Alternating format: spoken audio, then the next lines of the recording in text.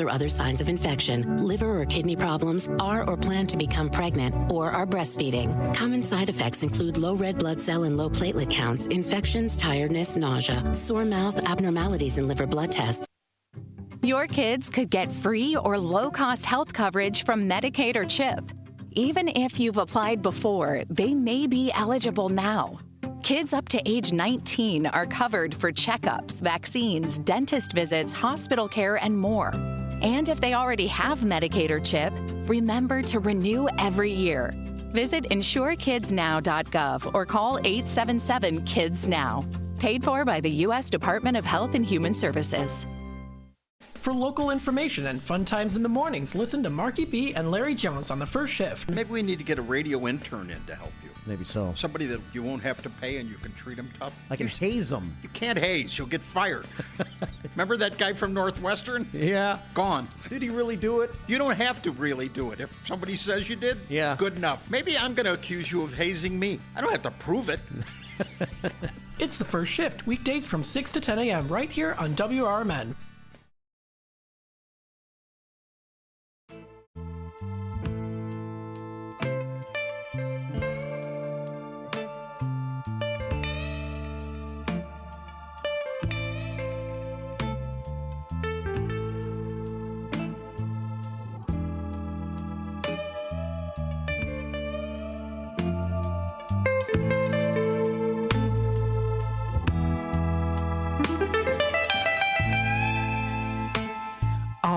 Good morning, good morning. Welcome to Out to Lunch with WRMN AM 1410. It is Blues Day Tuesday. Blues Day Tuesday, if you say it singularly or plurally, whatever the case might be, it is Blues Day Tuesday. Not a day to be blue, a day to be happy, of course, but, we've got these blues musics playing here. Something a nice little bit soft, relaxing, kind of get you through the start of the morning here. Happy Tuesday, everybody. Hopefully everyone's having a good morning so far. We've got here sunny skies outside today, a little bit of a breeze, definitely warmer temperatures today. I did not need a jacket today. It's nice, it's not going to be super hot outside, but it is definitely going to be a little bit more into the 70s and also into the 80s later today as well. So let's take a look at the temperatures here and see what we've got. Currently right now we're at 71 degrees. It's fairly nice outside. I'm not complaining at all. I do like this temperature, especially since we have a little bit of a breeze coming through here too. It's very nice. And we're seeing nice sunny skies today. Predicted going into the afternoon, a little bit early afternoon, then it starts to kind of accumulate a little bit more clouds here. So right now is actually really nice outside. Not to say it's not going to be nice, but again, it's currently 71 degrees right now. We have a little bit of a breeze coming through here, wind speed of about 15, 16 miles per hour or so. Nice sunny skies, so it's very nice outside currently right now. We are going to be getting a high of 81 degrees today. The fact that we're actually going to be getting a little bit more wind, about 22 miles per hour during that time, I'm thinking it maybe won't feel super warm outside just because we also get that little balance of the breeze, so it'll kind of balance that out there. It is also going to be a little bit more cloudy. We're predicted to be seeing a little bit more partly cloudy skies, and then eventually we're going to be accumulating more clouds as we get into tonight. We're going to be seeing a low of 65 degrees, predicted to be pretty much mostly cloudy throughout the night coming up for tonight, Tuesday night. We head on into Wednesday. We see a high of 79 degrees. This is, again, where we're going to start to see the temperatures drop a little bit more from today. We are predicted to be seeing cloudy pretty much throughout the whole day. Pretty much throughout the whole day coming up for tomorrow on Wednesday, middle of the week. We're going to be seeing a high of 79 and a low of 62. We get into Wednesday night, then we're going to start to see a little bit more of a chance of rain coming through in the very early morning, middle of the night type time frame there. That leads into Thursday. Thursday predicted to be showers, high of 64, dropping down then to a low of 36. So going to be a little bit of a drastic change there. I mean, you see on Tuesday here, high of 81, then you go to Thursday and it's a low of 36. So almost a 50-degree difference there, which sometimes can mess with the sinuses here and there, but hopefully not too bad. We're going to be seeing for Thursday showers pretty much throughout the morning. We do then start to see the clouds start to kind of clear up a bit as we get into the afternoon on Thursday. And then we head on into Friday as we get closer to the weekend, and we're going to be seeing here sunny skies. So it's only going to be about a high of 53.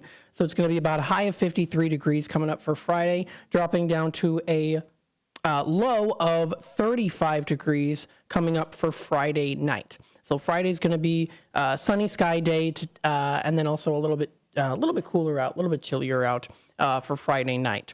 Then we get into Saturday. Saturday is predicted to be a high of 60 and a low of 46, predicted to be partly cloudy. So it's going to be partly cloudy throughout the day. So just a little bit cloudy, but then we get into the afternoon, then it is start to being a little bit more just mainly clouds. So when it comes to the sunshine here, currently right now, it's very nice and sunny outside right now. Kind of throughout the rest of this week, we're going to be seeing a little bit more clouds. So a little bit more clouds in the sky into this week. And then we get into the later part of the weekend. This is when we're going to start to see those showers roll through for a longer period of time. So Saturday, we see a low of 46. Heading on into Sunday, the very early morning, probably most likely Saturday night, early Sunday morning, showers, rain, pretty much going throughout the whole day. Does start to get a little bit clearer into Sunday afternoon, but still pretty much light rain. So pretty much light rain there. For Sunday, high of 59, low of 54, kind of staying consistently there within the 50s. So that's going to be coming up for Sunday. Monday next week, we see a high of 65 and a low of 54. It is predicted to be also rain. So it's going to be pretty much light rain on Sunday, light rain also on Monday. Showers into Monday night, low of 54. Tuesday continuing on with more showers that we're going to be seeing here with a high of 61 and a low of 46. So next week so far here, and this is going to be starting kind of Saturday night, Sunday is pretty much rain. So it's going to be Sunday, Monday, and Tuesday predicted to be pretty rainy outside as well. And then for Thursday, we're going to be seeing here about little chance of showers kind of scattered throughout the day in the earlier morning. But that's what we're going to be seeing here prediction-wise for the rest of this week and also into next week as well, too. Next week being a little bit more rain. Taking a look here, sunnyskies.com, starting the day with the Sunny Skies news story here, of course. Always like to do that, always, of course. Kind of starting you off the day here with something, fun or inspirational. So let's take a look at this one. This was written yesterday under inspirational stories called, I Am Half of the Cringy Couple I Used to Make Fun of. So this is what the anonymous user wrote here on sunnyskies.com. I have been dating my boyfriend for almost 2.5 years. Before him, I had this list in my head about all the qualities and traits I wanted in a man. I think we all subconsciously have one. It wasn't a strict list, but it was there. I wanted a lot of basic foundations for a solid relationship, but there was also silly little things like, oh, I hope my future husband can sing. Things like that is what they write here. As I kept dating, that list started getting smaller. So what if he can't cook? It doesn't matter if he does X, Y, or Z. I didn't realize that I was setting for the bare minimum and sacrificing my desires and needs and values for men who didn't matter. And then I met my boyfriend. We were friends first, but I fell fast. He checked off every single thing on my list, even the silly ones. Everything about him fits into my needs and desires and values. Yes, he can sing and beautifully. He also is a great cook. He's also amazing.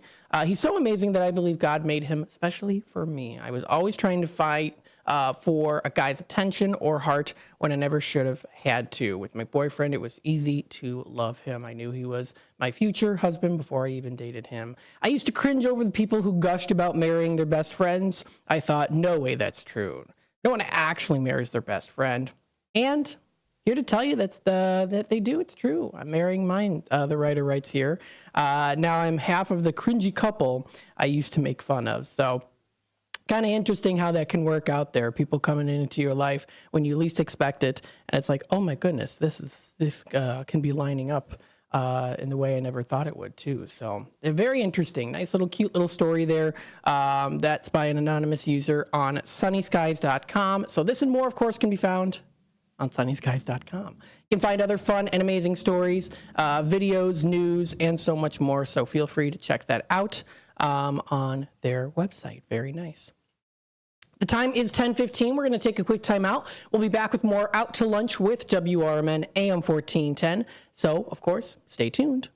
In the middle of the night, everything will be all right if you listen to Coast right here on WRMN, 7 days a week from midnight to 5 a.m. Each night on Coast to Coast, listeners are captivated by George Noory with discussions on news and current events, conspiracy theories, UFOs, life after death, and all things curious and unexplained. Coast to Coast, every night, midnight to 5 a.m. right here on WRMN AM 1410 and 96.7 FM.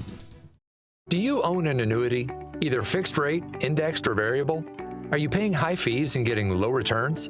If so, Annuity General would like you to have this free book to learn the pitfalls and mistakes of buying an annuity. The Annuity Do's and Don'ts for Baby Boomers contains the little-known truths about annuities, like how to help reduce your fees and increase retirement income. And it's free. That's right, free. As a bonus, we'll also throw in a free annuity rate report just for calling. We researched over 1,000 annuities and summarized rates and benefits from financially strong insurers. You get Annuity Do's and Don'ts for Baby Boomers and the Annuity Rate Report, both absolutely free for calling Annuity General today. Hurry, supplies are limited. Call now. 800-760-1845. 800-760-1845. 800-760-1845. That's 800-760-1845. There's a hidden gem in Elgin's South End. It harkens back to the days when going to a diner with family and friends was where everybody gathered for a delicious breakfast or lunch. Ray's Family Restaurant at 801 St. Charles Street in Elgin is a diner that you'll love with tasty food. The atmosphere of the staff are friendly and fast. They're open until 3 p.m. daily. You can never go wrong with Ray's. Visit raysfamilyrestaurant.com. That's raysfamilyrestaurant.com. American Legion Post 57 in Elgin, Illinois presents Legion Cruise Nights. Wednesdays, May 8th, June 12th, July 10th, August 14th, and September 11th from 5 to 8 p.m. Come out and enjoy a great evening of cars, food, and music. Motorcycles, cars, trucks, military vehicles are all welcome. 50-50 raffles, door prizes. The event being sponsored by the American Legion Riders Post 57. 820 North Liberty Street in Elgin, Illinois. Twins Gyros, located at 4870 North Harlem Avenue in Harwood Heights, serves traditional gyros as well as its award-winning chicken gyros on a pita. Twin Gyros has a diverse menu that includes barbecue ribs, chicken dinners, Philly cheesesteak sandwiches, cheeseburgers, and Vienna beef hot dogs that have recently been inducted into the Vienna Beef Hot Dog Hall of Fame. Check out the full menu at twinsgyros.com. That's Twins Gyros at 4870 North Harlem Avenue in Harwood Heights, Illinois.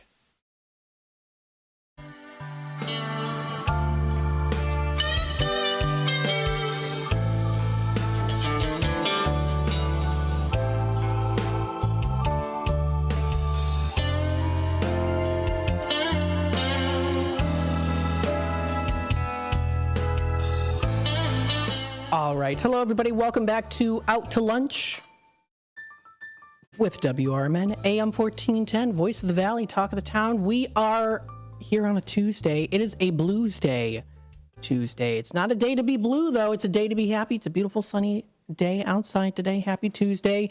Hey, you know what? If you're having a hard week, guess what? We're at the halfway mark of the halfway mark. That's a good way to look at it, right? We're at the halfway mark to the halfway mark. I think, if I'm doing the math right? Yeah, technically, I don't know. Anywho, so let's continue on here. Again, you're listening to WRMN AM 1410. I want to also remind you here too, of course, you can check out our app available through the App Store for Google Play, through the App Store, and also through Google Play for Samsung.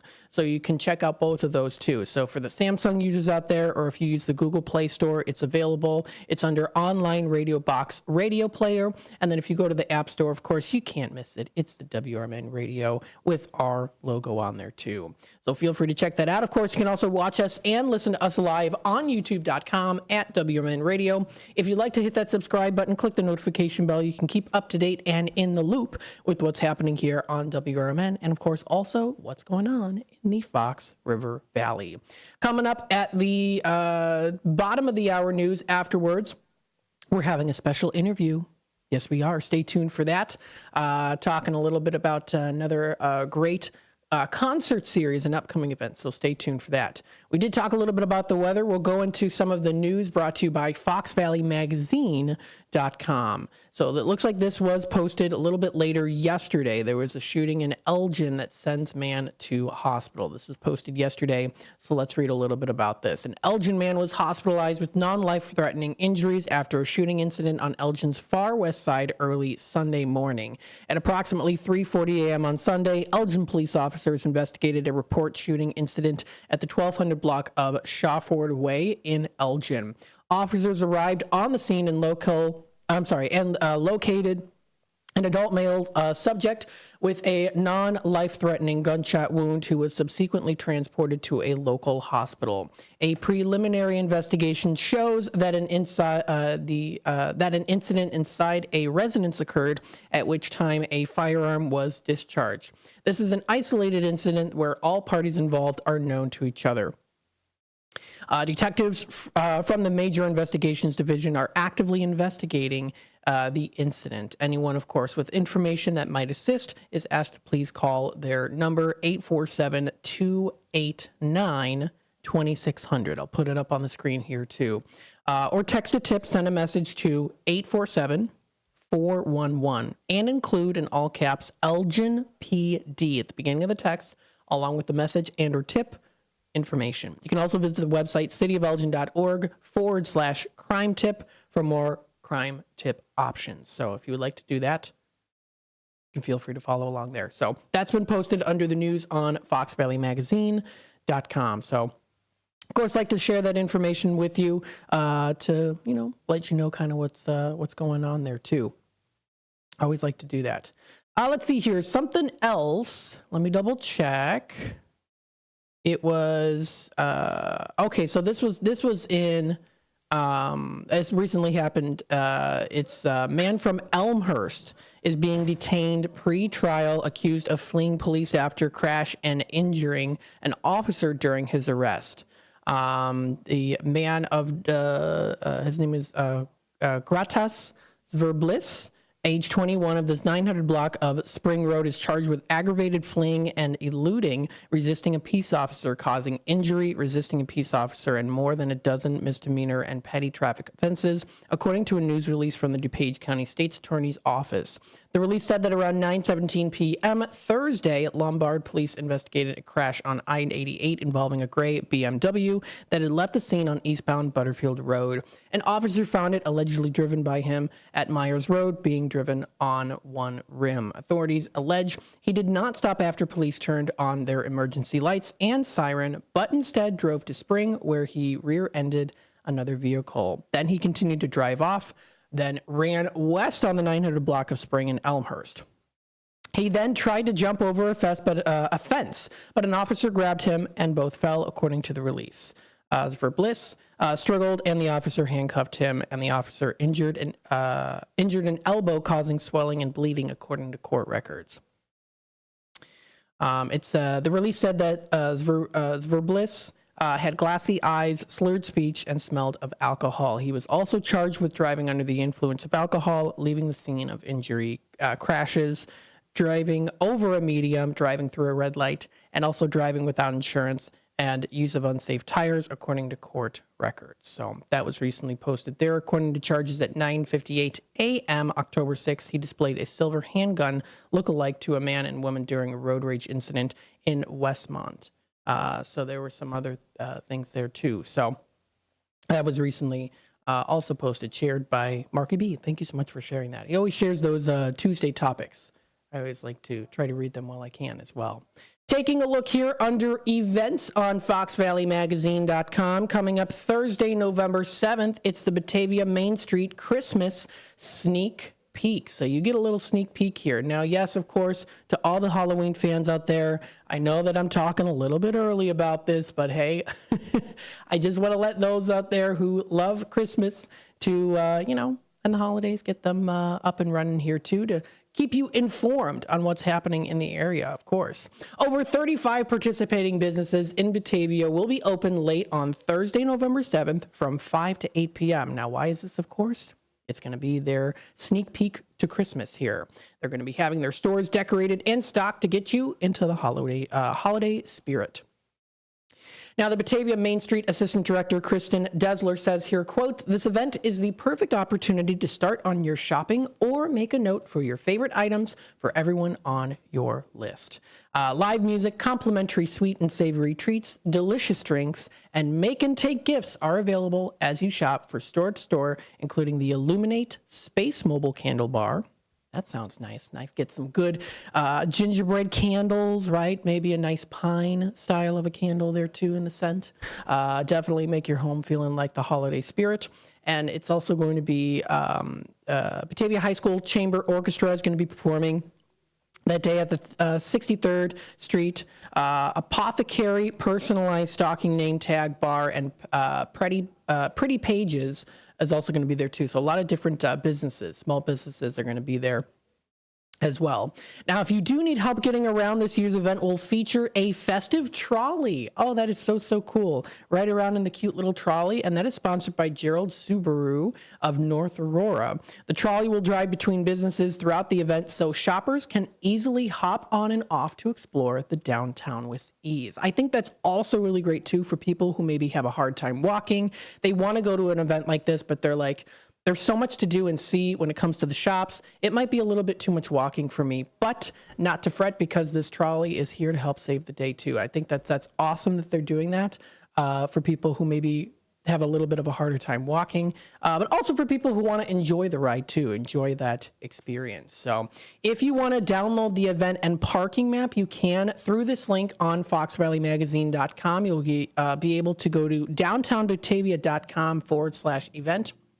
for the holiday sneak peek, and it does show it up on their downtownbatavia.com website too. So if you'd like to take a look at this information as well, feel free to follow that link through this article written by Fox Valley Magazine. Also really cool here too, Dessler also says, quote, "Looking for a boost to your shopping budget, Batavia Main Street is giving away $1,000. Yes, $1,000 in candy cane cash to this year's event goers. That's really cool. For every purchase made at a retail location during the event, shoppers will receive a raffle ticket. 20 winners will be drawn and each receive $50 to spend in downtown Batavia following the event." That is really cool. So if you want to check out more information on this festive event, visit downtownbatavia.com or follow @downtownbatavia on Instagram. Hey, that's great for the holiday season. Again, I know we haven't gotten to Halloween yet. It's 2 days away already, or 3 if you count today. But for those of you who are maybe itching to get a little bit more into the holiday spirit with Christmas, feel free to I wouldn't say kind of get excited. Absolutely get excited for this. Coming up Thursday, November 7th for the Main Street Christmas in Batavia. Should be a good time. Again, spreading that holiday cheer and also sense of community as well too. So definitely should be a good time for sure. Very nice. Again, you're listening to WRMN AM 1410, Voice of the Valley, Talk the Town. We hope you are enjoying the show so far here. Feel free to check out our website, WRMN1410.com. That's WRMN1410.com. You can also find us on Facebook, on Instagram.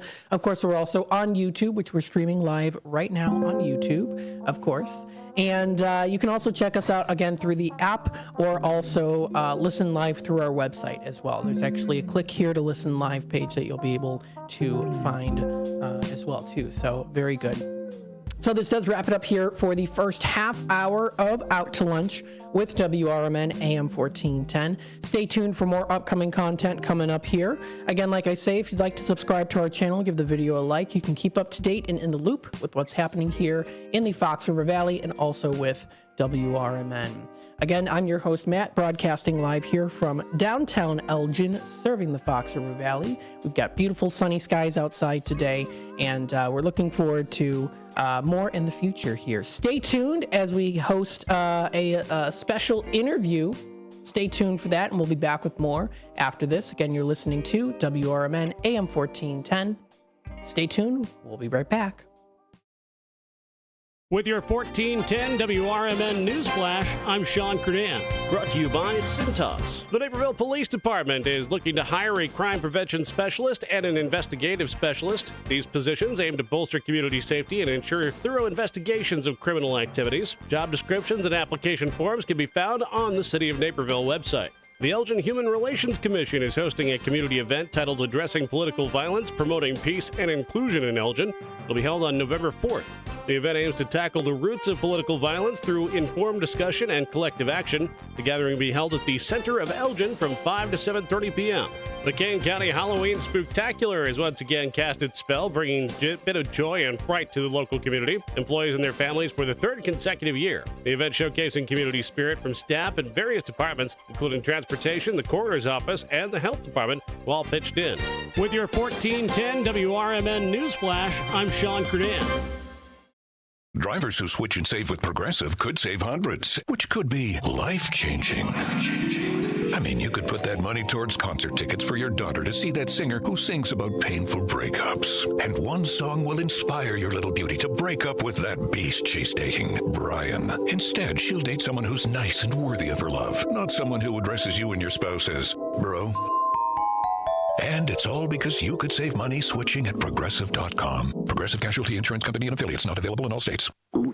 Oh no, stomach issues again? Stomach issues? Who are you? Your pancreas. I could be the real reason for your diarrhea, gas, bloating, stomach pain, or loose oily stools. I thought it was my stomach. People often do, but any of these symptoms could mean having a condition called exocrine pancreatic insufficiency, or EPI. With EPI, the pancreas doesn't release enough enzymes to break down food, but EPI is manageable. Use the symptom checker on identifyepi.com and speak with your doctor. That's identifyepi.com. Sponsored by AbbVie. Progressive presents the Sports Flash on News Talk Radio 1410 WRMN. Monday Night Football, the Steelers beat the Giants 26-18. Pittsburgh 6-2 with the win, 3-1 at home. The Giants dropped to 2-6 overall, 2-2 away from home. The Dodgers beat the Yankees 4-2 to take a commanding 3-0 series lead in the best-of-7 World Series. Dodgers pitching blanked the Yankees until 2 outs in the ninth. New York was down to its last strike when Alex Verdugo hit a 2-run homer. Dodgers pitchers combined for 11 strikeouts. Starter Walker Buehler went 5 innings and struck out 5, allowing just 2 hits. Freddie Freeman hit a 2-run homer for the Dodgers. That scored Shohei Ohtani, who played despite injuring his shoulder in Game 2. Mookie Betts and Teoscar Hernandez added RBI singles. LA 1 win away from a championship. Game 4 is tonight in the Bronx. Bundle auto and home, renters or condo, and save with Progressive. I'm Chuck Sanders on News Talk Radio 1410 WRMN. October is ending, but I want to keep the fall fun going. So I shopped Kohl's lowest prices of the season. I saved 30% on top active brands like Nike, Adidas, and Under Armour. Then I got my kids some boots for under $22. Scored 50% off Food Network baking must-haves. And earned Kohl's cash. Yep, it doesn't get better than Kohl's. Flex Styles. Offers end October 27th. Coupons do not apply to Nike, Adidas, and Under Armour. See store or Kohl's.com for details. Progressive presents good news, bad news, dumb news, then great news. Good news. Your coworker Kyle said bundling home and auto insurance with Progressive could save you money. Bad news. While saying this, Kyle was eating your clearly labeled lunch. Dumb news. Pizza near work costs $7 a slice, and it tastes like drywall covered in ketchup. Great news. You decide to see if you could save money bundling at Progressive.com and enjoy more lunches far away from Kyle. Progressive Casualty Insurance Company affiliates and other insurers not available in all states.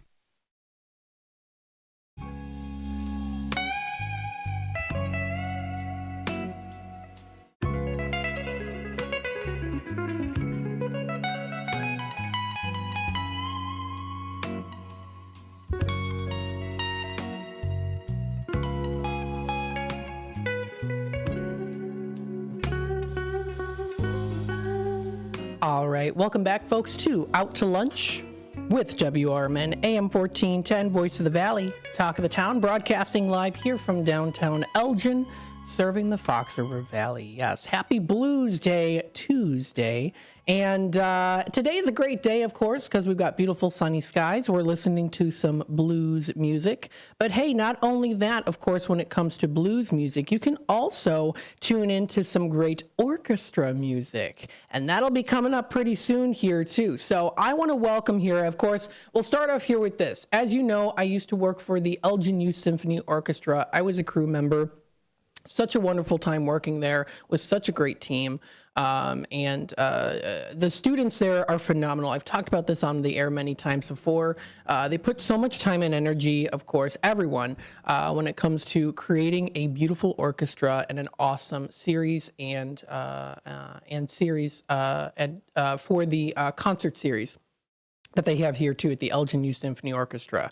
Now their website to visit is eyso.org. That's Elgin Youth Symphony Orchestra. They are inspiring curiosity, imagination, and critical thinking through music. And who I want to have special on the air today is Matthew Shepard, the artistic director. So we welcome him here on the air. Hey Matthew, how you doing?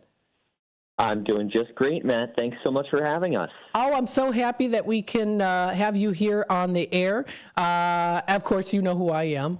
We work together. And for those of you folks out there listening or watching on YouTube who don't know, Matthew Shepard is the artistic director. So again, thank you so much for joining us today here on WRMN. It's going to be a good time. Delighted to be here. Yeah, thank you. Very nice. So let's start off here with, if you just want to do a little bit of an introduction on yourself so people can know a little bit about you. Sure. So I'm the artistic director here at the Elgin Youth Symphony Orchestras. And what that means basically is that I have the great privilege of working with the whole team and overseeing all of the different programs that we offer at the Elgin Youth Symphony Orchestras, ranging from our earliest, youngest players all the way up to our most advanced, most experienced high school players, who are also the group that I work with every single week as not only artistic director, but as a conductor. So I get to stand on the podium and wave the baton and work with them and rehearse them and everything. It's really just an absolute joy. I have to say, too, of course, when working with you in the past, I've seen, of course, how much emphasis and emphasis and character that you put into as a conductor as well. I've seen that, of course, when you work with your students, and you do such a wonderful job as well, too. What inspired you to work with you? Oh, you're very welcome. What inspired you to work with youth orchestras, and how does that influence your approach to conducting? Well, those are actually two great questions. So what inspired me to work with youth orchestras? Really, the story is this. I really wanted to be an educator, a music educator, after having some truly transformative experiences of my own when I was, middle school and high school. And so I went and started a degree in music education and realized that I loved performing too. And I kept bouncing back and forth all throughout my studies, my undergraduate, graduate studies, between teaching and performing. And I wanted to be able to do both. If I was doing only performing, I needed more teaching. If it was only teaching, I needed more performing. Mm-hmm. And as soon as I really found conducting, that for me is the perfect integration of those two things. No matter what group I'm working with, whether it's a full-time professional orchestra, whether it's a beginner fourth grade orchestra, there's always some performing and there's always some teaching. You're teaching different things, of course. You're performing at different levels, of course. But there was always a little bit of both. And for me, my absolute favorite group and age group to work with are these really advanced high school and collegiate students who are so curious, so excited, so enthusiastic, so open to everything, and can perform at this truly tremendous level. So that's what keeps me going. That's what makes me love this specific group with the Elgin Youth Symphonies. Yeah, that's awesome. And again, the students, they work, everyone works so hard too, and it's such a professional manner as well. They're just all such great kids, and you can tell that they also all create such wonderful relationships with each other as well too. So they're not just coming there, and practicing and then going home and leaving and not talk to anyone. Everyone is talking to each other and creating those relationships, and that's important too when you're working with people. Exactly. Relationships, I mean, working with people, and also in art, in communication, in music. It's all about building these relationships between people, between ideas, between art, between the world around us. And for them to just do that in a silo and then go home and not think about it wouldn't be as valuable. And for them to do this in this more comprehensive environment, that's what we so love about it. I'm glad you recognize that, so thank you. Absolutely, you're very welcome. Now tell us a little bit here too about the season. So we have a new season here. It's the 2024-2025 season. It's their 49th season. 49th season. That's pretty exciting. Indeed. So you're having here. Yeah, oh, sorry. Go ahead. No, that's okay. So our 49th season this year, this season's theme is called Soundscapes. Each year we have a season theme that allows us to really investigate big ideas through the music. And this year, our sort of big prompt at the top of Soundscapes is, how do you paint a symphony? That idea of building connections between what we see with our eyes in the visual art world and what we hear with our ears through symphonic music, through classical music, through orchestral music, generally speaking. And doing sort of an analysis, creating metaphors, analogies between these two ideas to help understand the music that we're listening to in a new and special way. We have 3 concerts throughout the season. The first one, and I should say each concert sort of approaches a different element of this analogy between visual art and orchestral music. The first concert, coming up on November 10th, is called Canvas. So it looks at what is the medium for our art. With visual art, you might choose literally a canvas, or a wall, or maybe a ceiling, or a postage stamp, or a hunk of clay, or a chunk of metal, anything like that. Well, what is our canvas when we talk about orchestral music? And so we've spent, all the way back since August, we've spent this time exploring that concept and what it does to bring our playing, our music making, our engagement with art to life, to think of it that way. So that's what we have coming up first.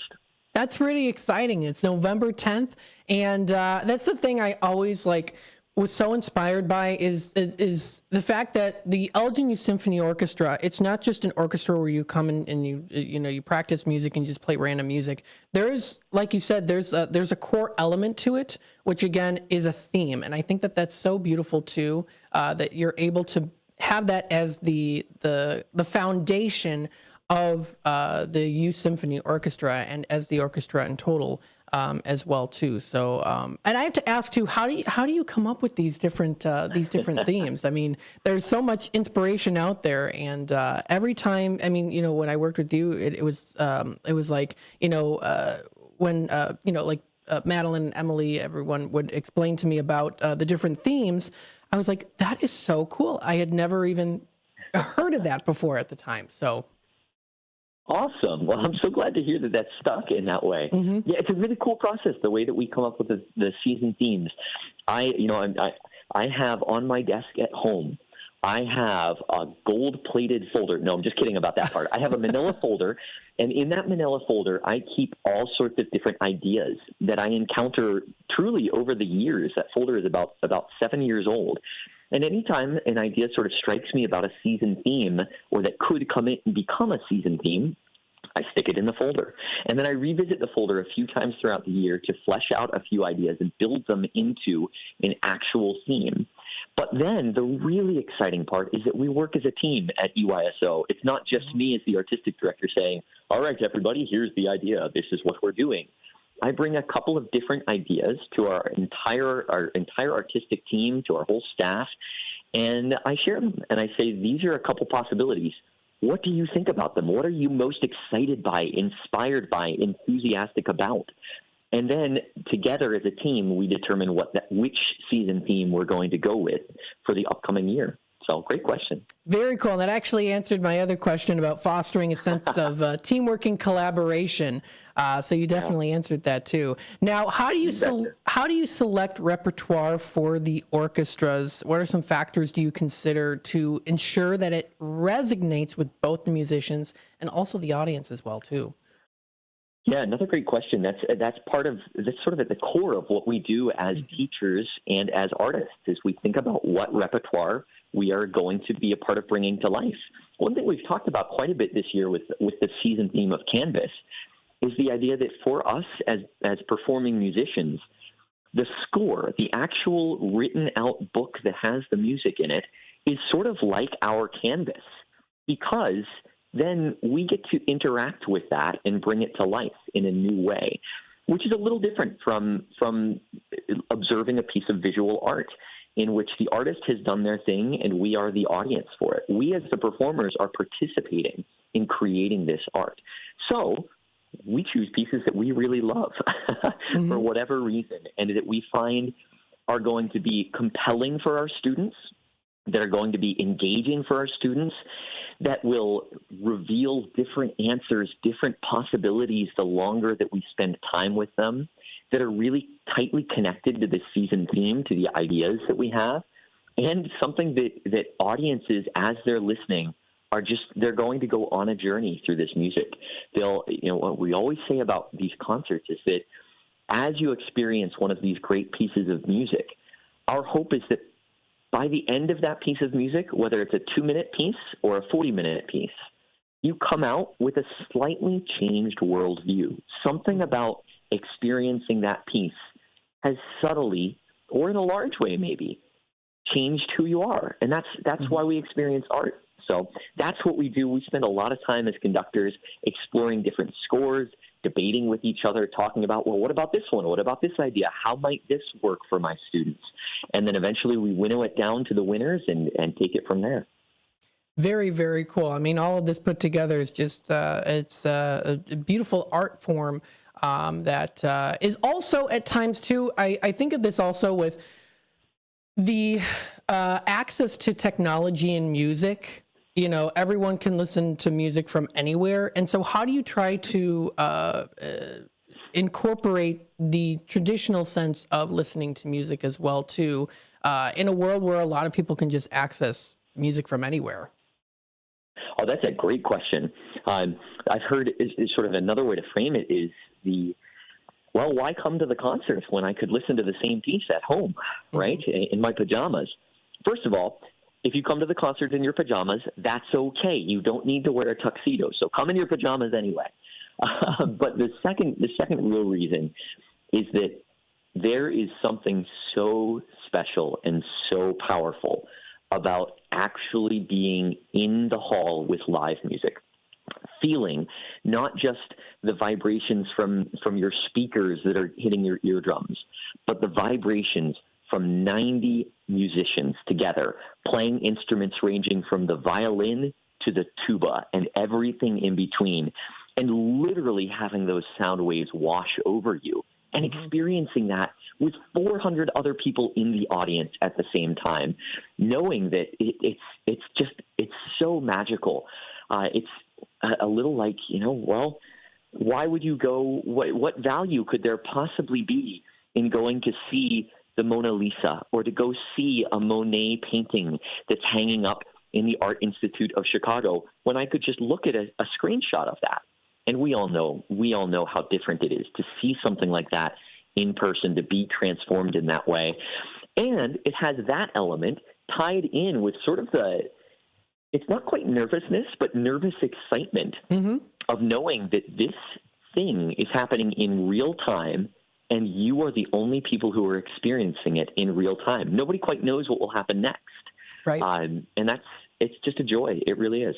I remember that feeling too when we were getting ready for the performance nights and we were behind stage, and it was very. I was nervous, but I was excited at the same time. Right.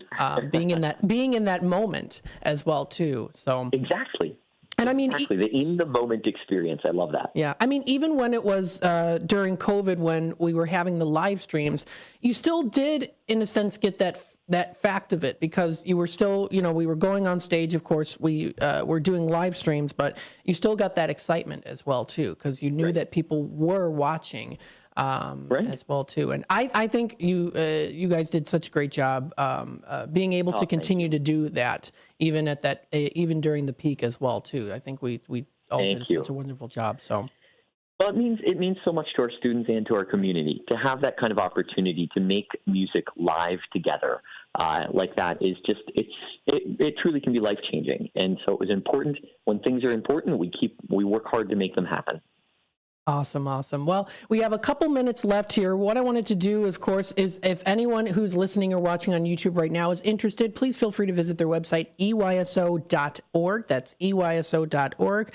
Check out information on their Soundscapes series, which is, again, coming up November 10th, the first one, which is Canvas. Now, it does look like, so it's November 10th. What are the times there? It looks like Sunday, that's November 10th. What day is it? November 10th?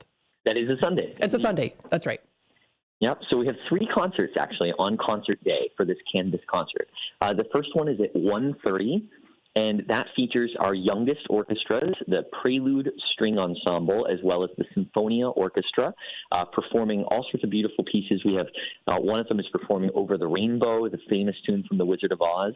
The other one is offering a world premiere of a piece that was specially arranged just for Symphonia Orchestra by the conductor of that orchestra, which is pretty neat. That you will be the only people in the world other than these musicians who have ever heard that piece if you go to that concert. Then at 4:30, we have our brass choir, which is just a momentous amount of sound coming at us, performing a fabulous piece by the composer Tomasi, as well as our Philharmonia Orchestra, performing portions of Dvorak's Eighth Symphony, a wonderful, wonderful, wonderful work, along with our flute choir, our percussion ensembles as well. And then finally at 7 o'clock, that's our most advanced, our oldest, most experienced students. And that is our youth symphony level. They're performing 2 spectacular works. The first one, it's fabulous that we're having this conversation now right before Halloween, because the first piece is Halloween famous. It's Bach's Toccata and Fugue in D minor. Matt, is it okay if I sing on air for a second? Of course. Okay, here we go. Okay. I'm not warmed up, but I hope that you can all still recognize it. Da-da-da, da-na-na-na-na-na. It's that famous tune. Oh, yes. So right? It's recognizable. It's music you know already. So come on out and hear it, not just on the organ, but with a 90-person orchestra, followed by the monumental Symphony No. 9 by Dmitri Shostakovich, one of the most beloved composers, especially for young people like these youth symphony musicians. So we've got a great show. We're really excited. I'm excited as well. That's awesome. So, folks, if you're interested, feel free to check this out, eyso.org. Now, people can purchase tickets online or also in person. So that's at the ECC box office. Folks out there, if you're interested, that number is 847-622-0300. Again, more information can be found on eyso.org. I want to thank you so much for joining us here live on the radio here at WRMN. Before I let you go, I want to ask you, what advice would you give to young musicians who are trying to maybe aspire to pursue a career in music or even conducting as well, too? Oh, great question.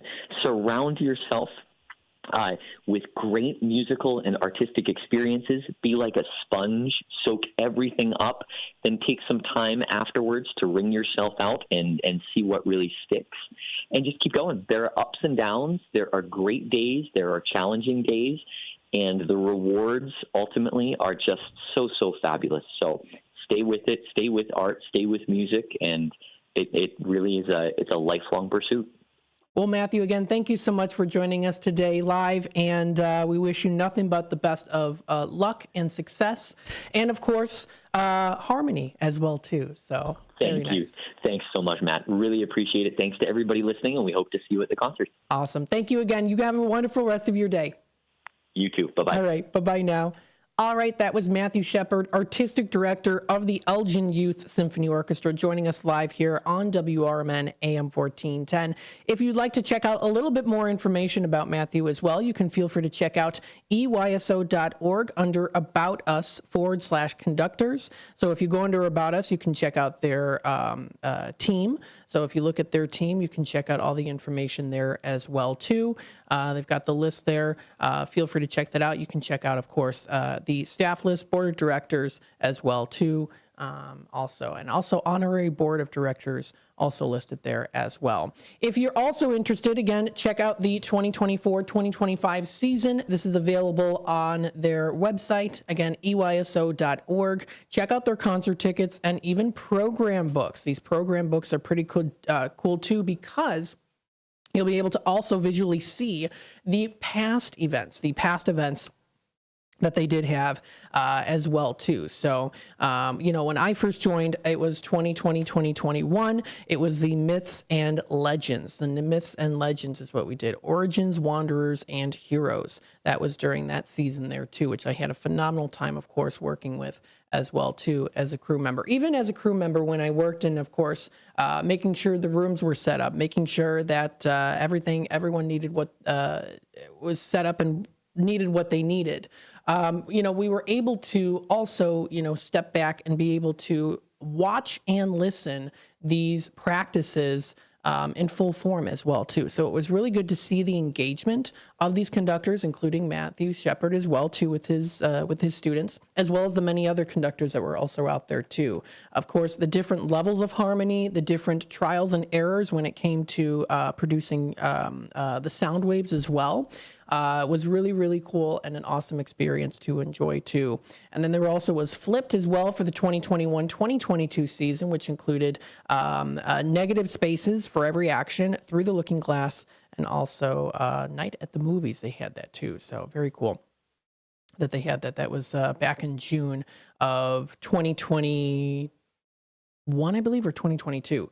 So if you want to check out that entire list, that's available under their program books. You can open them up there in PDF format. Again, if you want to check out more information on the newest, of course, of the theme of this season for 2024-2025, their 49th season, you can check out all that information posted there. It's coming up November 10th. They have a 1:30 p.m. concert.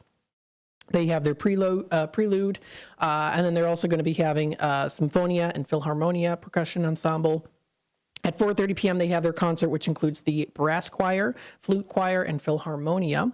And then also coming up here at 7 p.m. on November 10th, they have their Youth Symphony Percussion Ensemble as well, too. So very good. If you want to check out everything that's going to be listed there, too, they're going to be having, of course, they have the list of music that you can check out that you can, if you want to preview it for yourself, or of course, come in person and experience it there, too. Again, that's the beautiful thing about experiencing music in person. It's not just listening, it's also visually seeing. It's being able to feel the vibrations and also be able to kind of also feel the energy of the music, but also the energy of people as well, too, surrounded by you. So it's a pretty phenomenal experience. Even when I was, backstage too, was always really cool too. Hearing the echo from the back was always really, really cool. So again, I'm very grateful I was able to work with them for a bit at the Elgin Youth Symphony Orchestra. Such a phenomenal team of people, all working together to make this happen. And you can be a part of it too. If you check out their website, if you go to their upcoming season, coming up, Canvas, November 10th. So that's November 10th is going to be Canvas. Now, giving you a little sneak peek into next year too. March 9th, they're going to be having Palette. And then May 11th, Image. So you get Canvas, Palette, and Image all put together for Soundscapes. Pretty cool. Very great. So check it out. More information can be found on EYSO.org/concert, or check out, of course, their main website, EYSO.org. Very, very nice. I'm so glad we were able to have them on today here too. Thank you again for Matthew Shepard for taking up your time to be here on WRMN to, of course, grace us with everything that is EYSO. Almost everything, because You got to go in person to actually hear the beautiful music and see the wonderful faces of everyone there too. So again, if you want to check that out, that's EYSO.org. This does wrap it up here for the 10 o'clock hour. Stay tuned. We'll be back with more Out to Lunch with WRMN here in just a bit. Roll into Bolero in Algonquin or Roselle and wake up with a story to tell. Bolero is bowling, gaming, dining, and nightlife with a twist. Score a sweet deal every day of the week and save big by checking out the daily deals online. Team up with your friends and hit the lanes by forming your own social club. Clubs offer lively competition and laid-back fun for everyone. From beginners to pros, make new friends, bowl, and hang out at a happening place. Visit Bolero.com. If you can't decide on dinner, have everything. Golden Corral at 154 South Gary Avenue in Bloomingdale has an endless buffet with over 150 items to choose from. There's an unmatched variety of food for breakfast, lunch, and dinner, prepared fresh throughout the day. If you're craving something specific, call or check out their menu.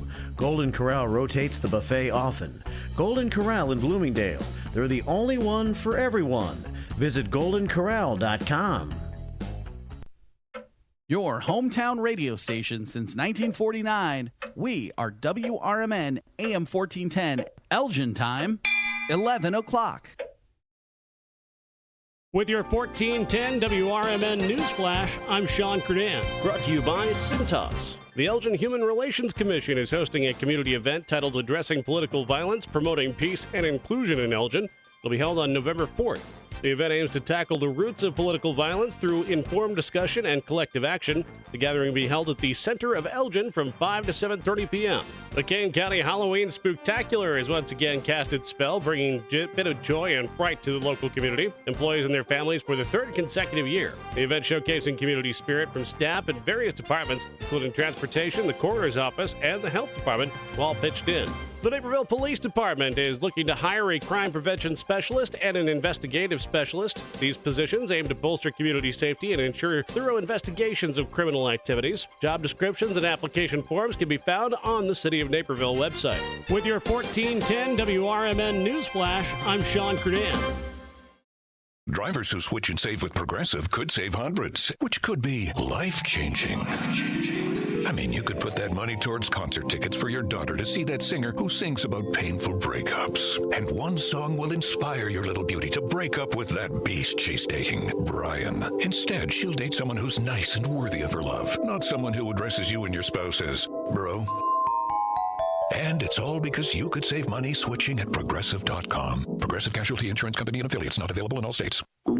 Oh no, stomach issues again? Stomach issues? Who are you? Your pancreas. I could be the real reason for your diarrhea, gas, bloating, stomach pain, or loose oily stools. I thought it was my stomach. People often do, but any of these symptoms could mean having a condition called exocrine pancreatic insufficiency, or EPI. With EPI, the pancreas doesn't release enough enzymes to break down food, but EPI is manageable. Use the symptom checker on identifyepi.com and speak with your doctor. That's identifyepi.com. Sponsored by AbbVie. Twin Zeros at 4870 North Harlem Avenue in Harwood Heights, Illinois. Check out the full menu at twinzeros.com. Twin Zeros Restaurant in Harwood Heights not only serves traditional gyros, but also has chicken gyro sandwiches. Twin Zeros also serves a variety of sandwiches ranging from cheeseburgers and Vienna beef hot dogs that have recently been inducted into the Vienna Beef Hot Dog Hall of Fame, Italian beef, Italian sausage, and combo sandwiches, to ethnic favorites such as Slovakia and Grecian chicken. Slovakia is shish kebabs, specifically chicken or pork shish kebabs, grilled to perfection, served on a warm pita with tomatoes, onions, and our homemade tzatziki sauce. You can also enjoy barbecue ribs served every day. Twins is open 7 days a week and also delivers locally. Located at 4870 North Harlem Avenue in Harwood Heights. Check out the full menu at twinzeros.com. That's twinzeros.com.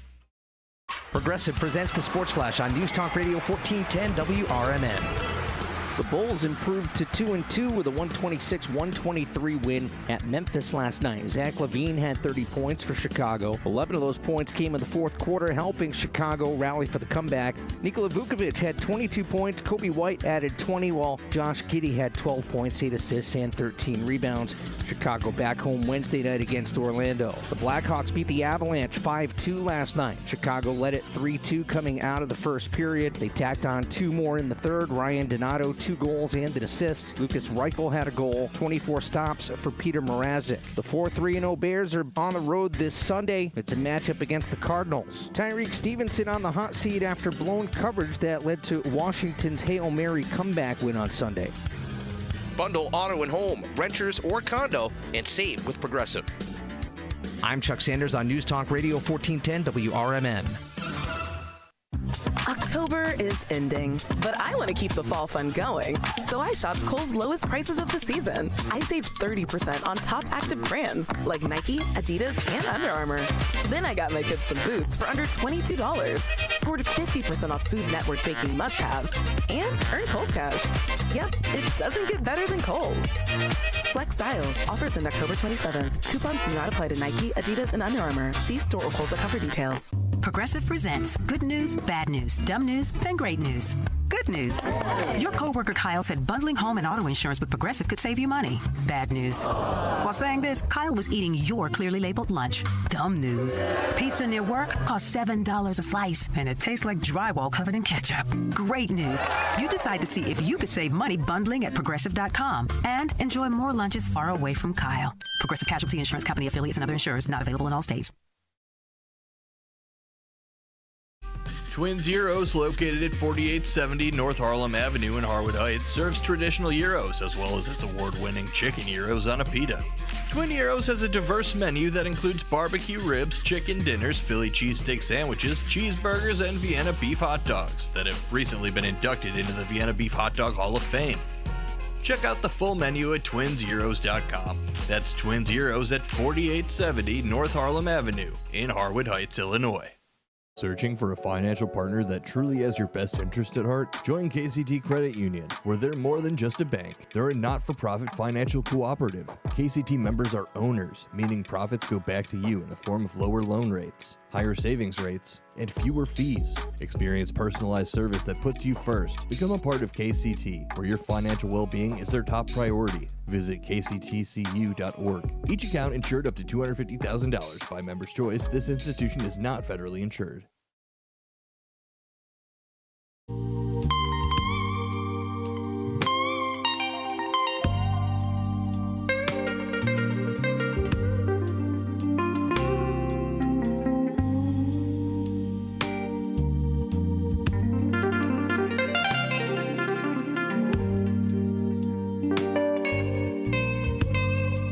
All right, welcome back, folks, to Out to Lunch with WRMN, AM 1410, Voice of the Valley, Talk of the Town. It is the 11 o'clock hour currently right now. Again, we've got some beautiful sunny skies outside today. Got a little bit of a breeze outside as well, too. So that's something pretty nice. Now, here in Elgin, we're going to be seeing a little bit more clouds coming in through as we get through the rest of this week. Into next week, we're going to be seeing a little bit more rain coming through. Oh, and happy Blues Day Tuesday. We've got some blues music coming in through here too. So you're listening to WRMN AM 1410, Voice of the Valley, Talk of the Town, broadcasting live here from downtown Elgin, serving the Fox River Valley.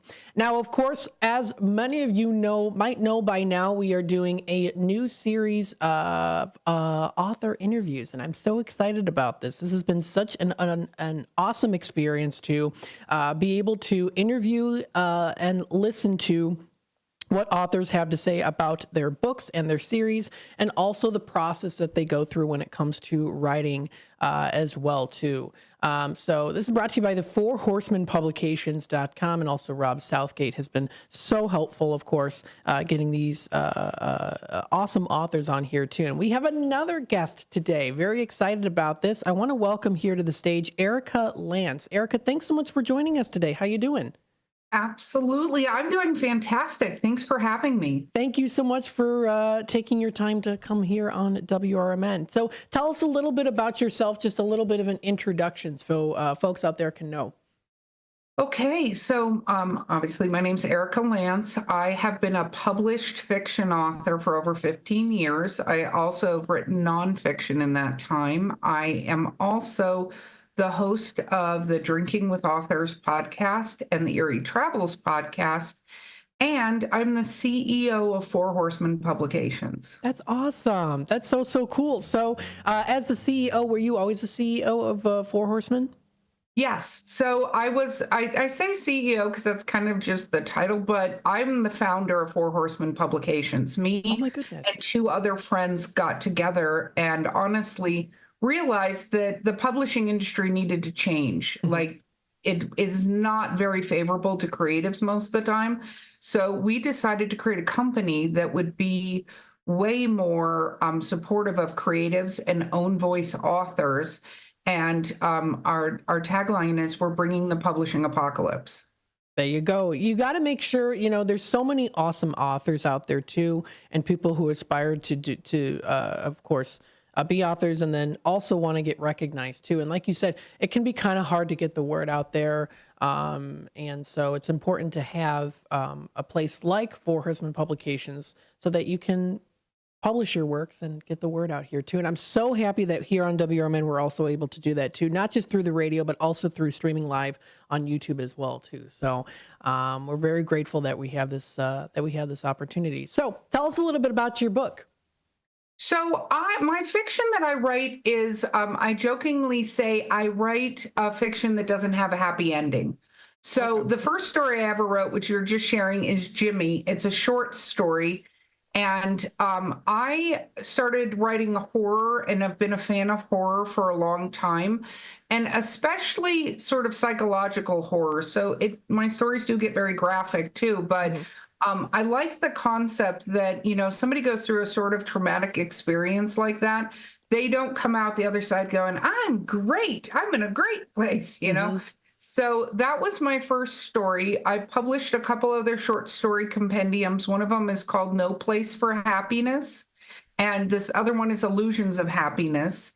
My first full-length novel as a horror writer comes out probably early next year, which is called The Meat Jacket Chronicles.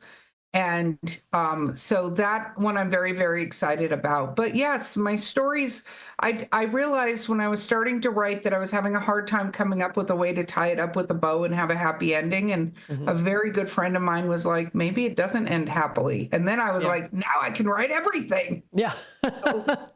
Yeah, that's the thing when it comes to writing too, is I think a lot of people kind of have, maybe some have preconceived notions that every story kind of has to have an happy ending. It doesn't necessarily have to. That can be very intriguing and interesting too, as well, leaving the reader kind of like, oh my gosh.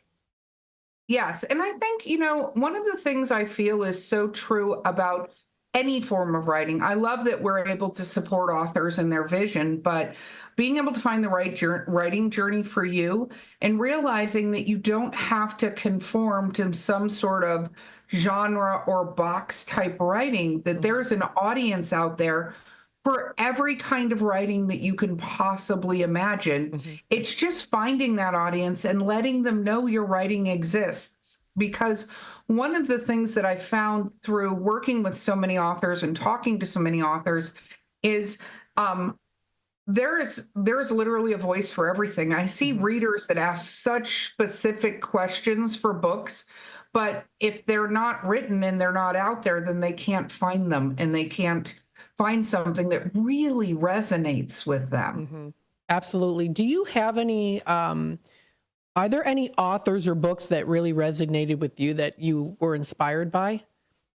Yeah, well, there's so many. We could talk for hours, literally, about books that resonate. But I'll tell you, one of my favorite authors that I've gotten to know is, and he's not a Four Horsemen author, but Jeff Strand writes horror, and he writes humorous horror. And I found his books are just thoroughly entertaining and page turners.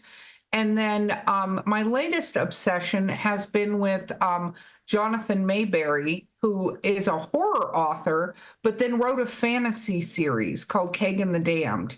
And I am just absolutely thrilled. And so that's been one of my latest non-Four Horsemen authors that I've been reading. Very cool. And yeah, I definitely, one of my favorite book series is the Lemony Snicket's Series of Unfortunate Events, yes, which is not a happy story.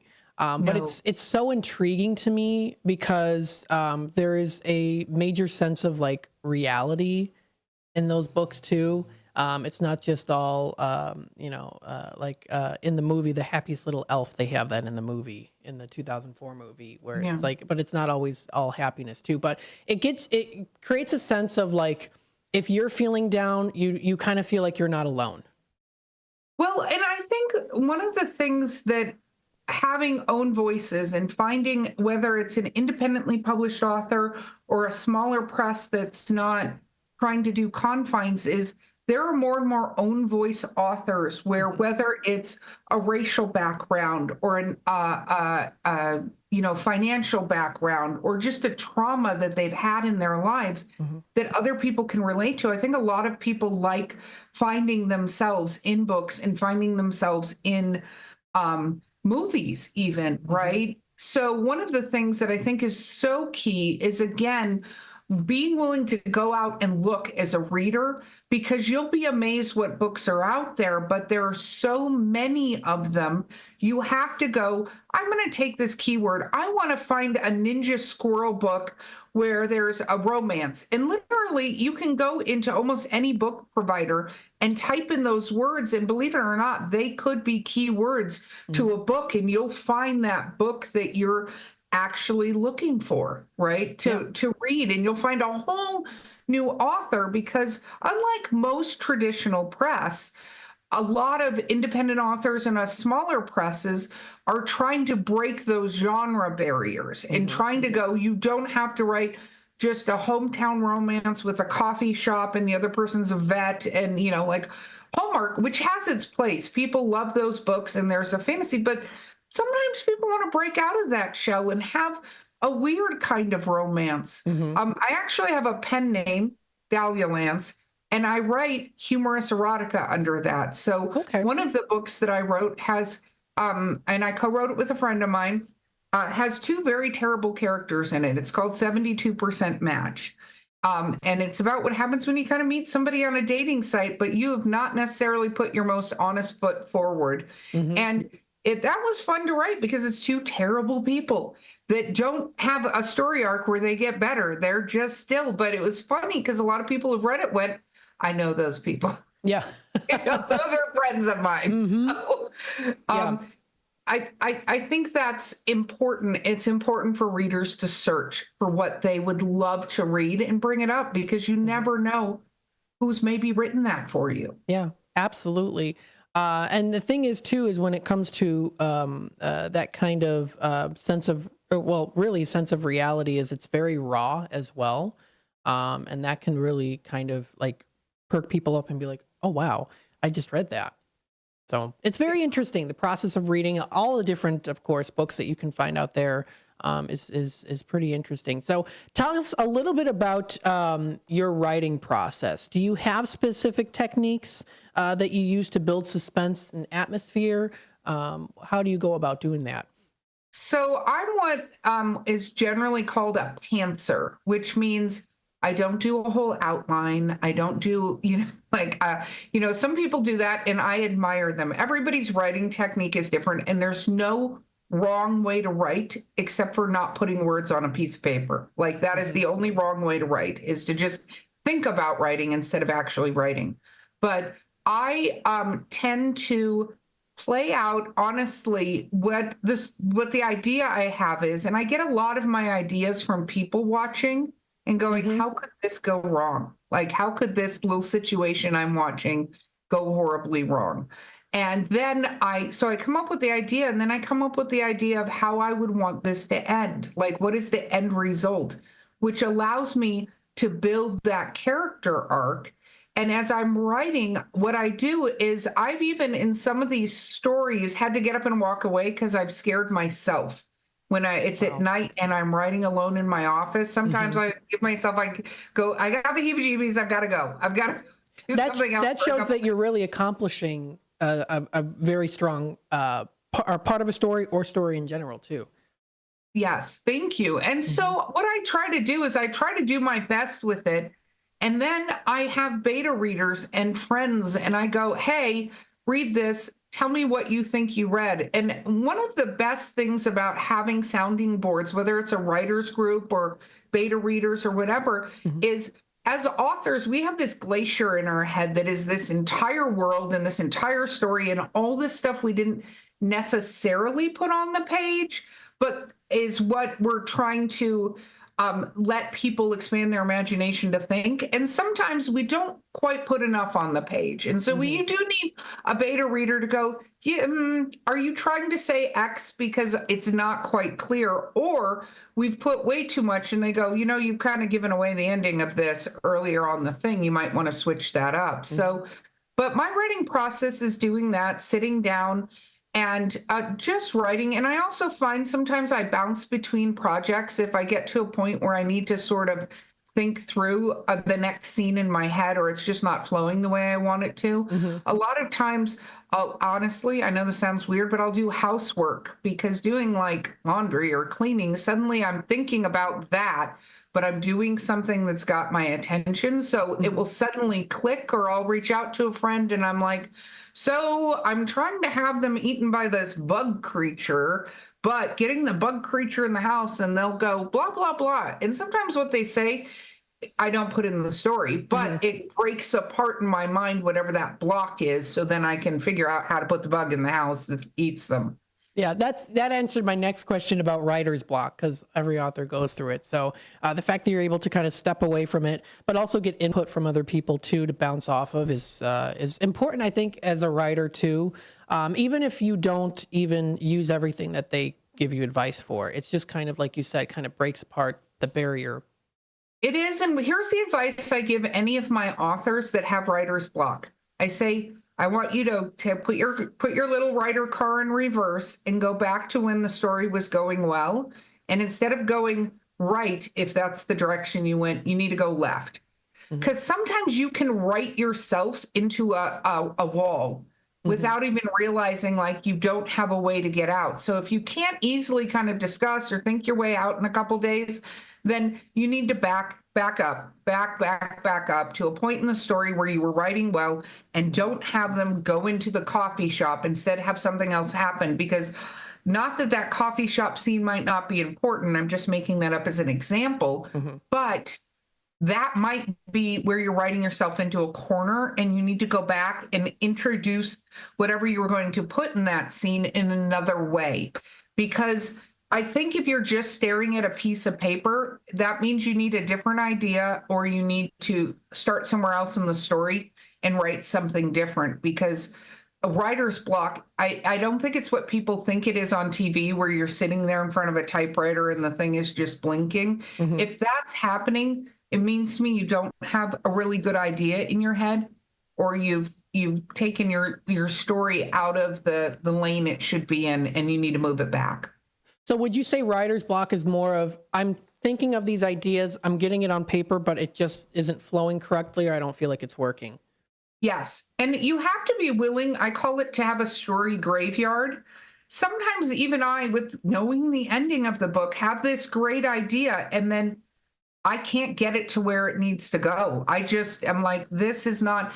And to me, not that writing isn't difficult. I always say writing is hard. It is one of the hardest things you can do because it's very easy to get distracted from it. But I think as authors need to know that if it's not going, set it aside. Not saying you can never come back and revive it from the dead, but move on to a different idea, because that one is just not working. And it might work in the future, just not at the point in time, or it might never work. Exactly. There are stories I've gone back and looked at, and then I've gone, you know what, I'm going to take this element that I really loved out of this story, and I'm going to put it in a different story because I can't get this whatever story to happen. How would you encourage writers who feel discouraged in their writing? So writers have one of the worst things imaginable, and creatives have this, which is imposter syndrome. Well, you can get imposter syndrome all over the place. You're not good enough. You're not whatever.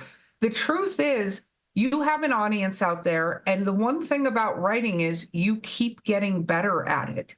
Knowledge is power. Finding other writers, other workshops, education. I'm not saying you have to take everything everybody ever tries to teach you and absorb it, but find what works. But just don't stop. If you have a little voice telling you it's not good enough, people aren't going to like your story, whatever, who is that little voice? You haven't even put the book out there. You have no idea if people will like your story. That's just this thing that stops us from putting our creative things out there. So what I always say is this: you have a voice, use your voice, finish your project, do it, get it to the editors, get it to everybody else that needs to help you in your creative journey, right? But don't forget that the only voice that's there telling you these things is you. It's just you. So why would you stop yourself from creating? Absolutely. So even if you have to put a little mantra, like a little sticky note, I always joke with my authors because I say to them, I'll be your muse, call me, tell me what's happening. I'll explain it to you and remind you how much people love your stories, right? So if you have to even put a little picture of me next to you on the computer going, right, like, because that's what you have to find. So whatever the inspiration is for you, whatever it is that keeps motivating you, whatever saying out there makes you remember you're an artist and somebody out there wants to hear your story. That's what you have to put, because that voice is real for everyone. It's just when you become prolific as an author and do a lot, you've learned to ignore that voice. Yeah. That is really valuable information that you just gave us here too, because I mean, there's so many elements to writing, and the important thing is to not get discouraged as well too. I would also say, I've been through things when, English was one of my favorite subjects growing up in school and in college. And there were times, almost every time when I wrote a paper and, I'd get a good grade on it, and then I'd look back and be like, oh, I could have written that even differently. Oh yeah. So writers, here's one of the worst things: we can edit ourselves to death.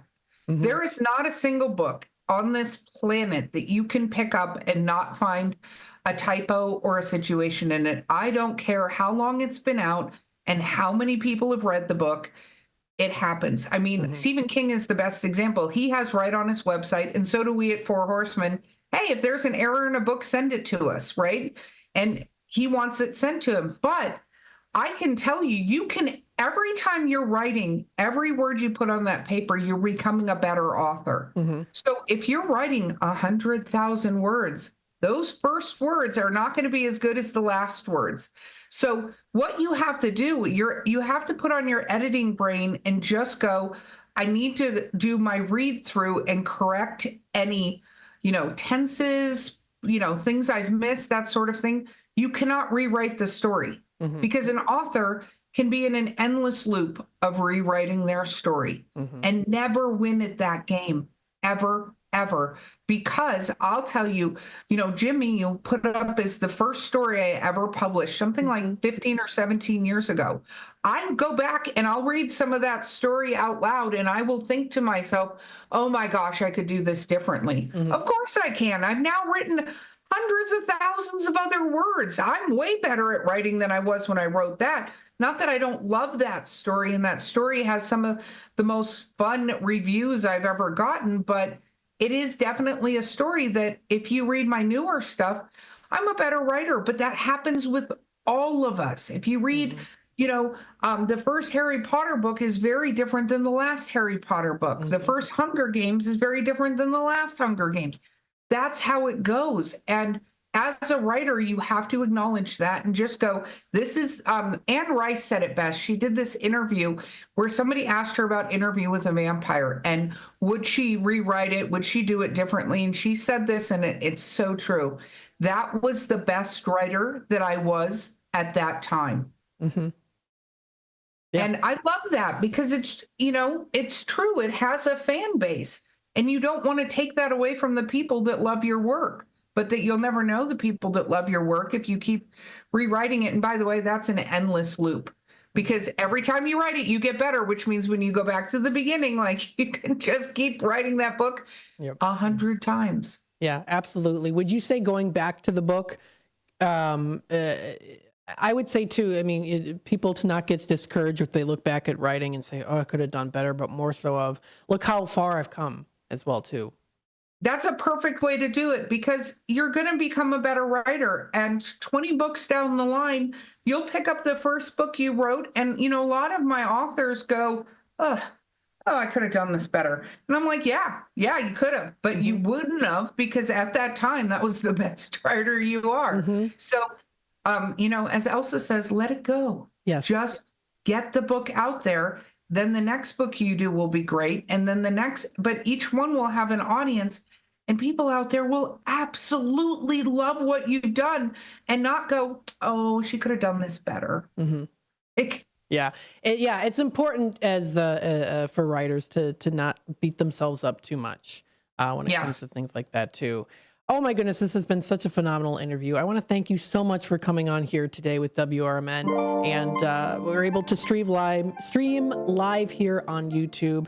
And again, we want to thank you so much for your time, and I'm inspired too. You said a lot of really knowledgeable, important facts and tips, and we greatly appreciate it here too. So thank you so much for your time. Absolutely. Thank you for having me. All right. You have a good rest of your day.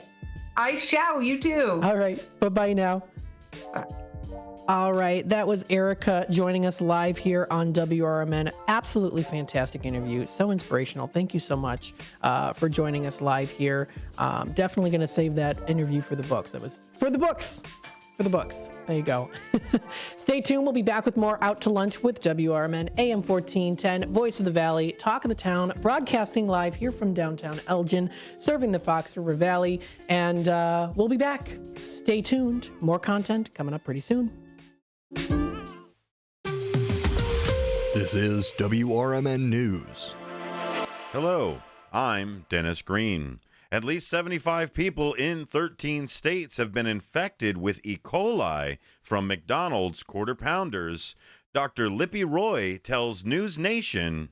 Some of the typical symptoms that you would see are diarrhea, often bloody diarrhea, but not always, severe vomiting, dehydration, stomach cramps, and signs of dehydration would be you're not peeing as much or urinating as much, your dry mouth, and you could also have lightheadedness. So these are some of the things that people should be looking for. Dr. Roy says a recent rise in foodborne illnesses can be associated with severe climate changes, like droughts and heat waves, which can impact the temperature of food. For WRMN News, I'm Dennis Green.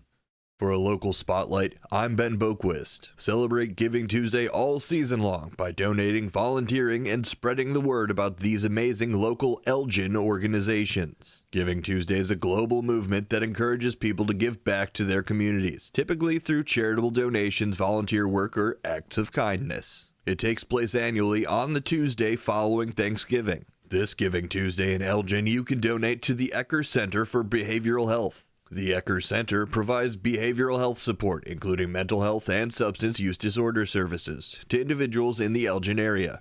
These services include short-term and long-term treatment and therapeutic programs, prevention services, and a 24-hour crisis hotline. Learn more at eckercenter.org. That's ECKERCENTER.org. I'm Ben Boquist, WRMN News, produced in Studio 14 by the River Media Network.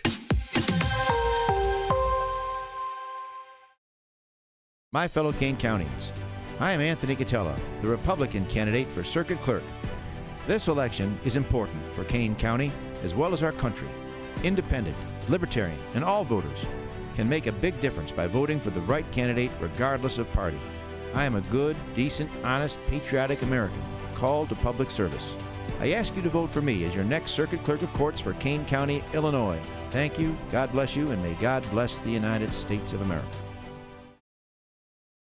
The lightest, fluffiest pancakes are calling your name at JoJo's Diner, 1935 West Gulf Road in Schaumburg. JoJo's has a huge breakfast menu featuring skillets, eggs Benedict, and so much more. Don't stop at breakfast. JoJo's also offers great burgers, sandwiches, and shakes. And for mouth-watering prime rib, try JoJo's for dinner. They have such a versatile menu. JoJo's Diner is family-owned and operated, and it's one of Schaumburg's best-kept secrets. Visit jojosdiner.com today. This is Larry Jones, and I'd like to talk to you about my bank, American Eagle Bank in South Elgin. Has your bank changed names in the last 10 years? Is your bank another faceless branch with headquarters in another city? Are you tired of earning next to nothing on your savings account or certificates of deposit, or does your personal banker treat you like a stranger? If you answered yes to any of those questions, then you're ready for a new banking experience, and American Eagle is the place for you. American Eagle is a locally owned independent bank that's rooted in the community, and American Eagle customers are greeted by name and treated with the respect that they deserve. American Eagle has an innovative program, Eagle Savings, that teaches your children to save while earning prizes and rewards. American Eagle offers great rates on certificates of deposit. My bank is located in South Elgin on Randall Road between the Target and Caputo's and is open Monday through Saturday. Give them a call at 847-742-7400, and a real person will answer the phone. American Eagle Bank, a place where you matter.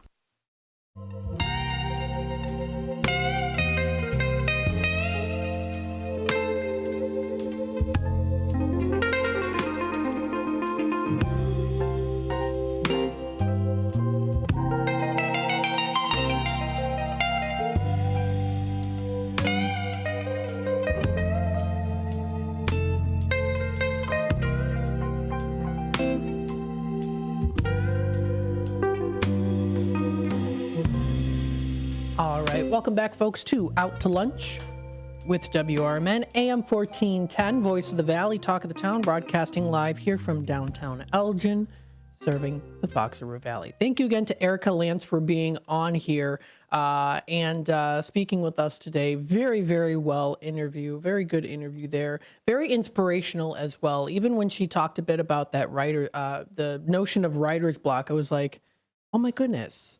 That makes total sense. I had never even thought about that before. So I really appreciate her coming on here. She definitely gave me inspiration. Hope she did to you as well. If you want to check out more information on her, she actually does have a website. I'll pull it up on the screen here for those of you on YouTube who are watching. It is ericalance.com, ERIKALANCE.com, ericalance.com. Horror suspense author and host of Drinking with Authors podcast as well, too.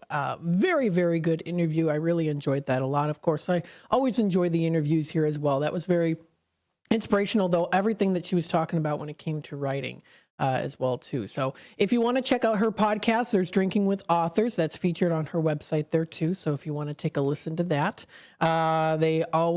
she says here, we always imagine a day when we're having a drink at our favorite bar, dive, or even eatery at our favorite author comes through the doors. Much to your luck, they sit next to you and converse, and conversation ensues. That's what Drinking with Authors is all about. So if you want to check out more information on that there, too, feel free to check out this website. Again, this is ericalance.com. She also has a blog as well, too, that she does post on as well. Ooh, very cool. Some cool pictures there. Then you can also check out all of her books, of course. So she did mention, of course, we had it on Four Horsemen Publications, that her first book was titled Jimmy. It was a short story. And I even saw here, too, that there's a collection of short stories called The Death of Jimmy as well, too. There's also a whole lot of different other books that she has written as well. If you'd like to leave a reply, you can feel free to do that. That's all on her website. Again, that is ericalance.com. It's where you can find that information. You can also go to fourhorsemenpublications.com to also find more information as well there, too. Don't forget, 2 days away for the spooky sale, still happening right now. All horror, mystery, and thriller books are 25% off, so you don't want to miss out on that. That is 4, horsemenpublications.com. Very, very cool. She's CEO of that. That is awesome. So thank you so much for joining us here. What an honor. Very much so. So again, if you want to check out this website, this awesome webpage here, this is fourhorsemenpublications.com. as they bring the publishing apocalypse, helping gather writers and authors together to promote what they have to offer and to work together as a community. That is really, really awesome. So very cool. Thank you again for coming on today on WRMN. Let's hop into the National Day calendar here, see what we have today to recognize and to give thanks to, and maybe to also celebrate as well. One that we have today, National Cat Day. Happy National Cat Day, everybody. Now, I feel like this day has already happened, though. Didn't we have a National Cat Day pretty recently? I'm not quite sure. But anyways, it's the perfect day to give extra attention to your feline friends. Yes. Cats make excellent companions. They rarely miss you, but when they do, you sure know it. Awareness days such as this urge pet lovers to adopt from local shelters. The day also reminds us that neutering and spaying our furry companions helps reduce the abandonment population as well, too. So that is recognized today as well. Give love, of course, to your feline friends there as well.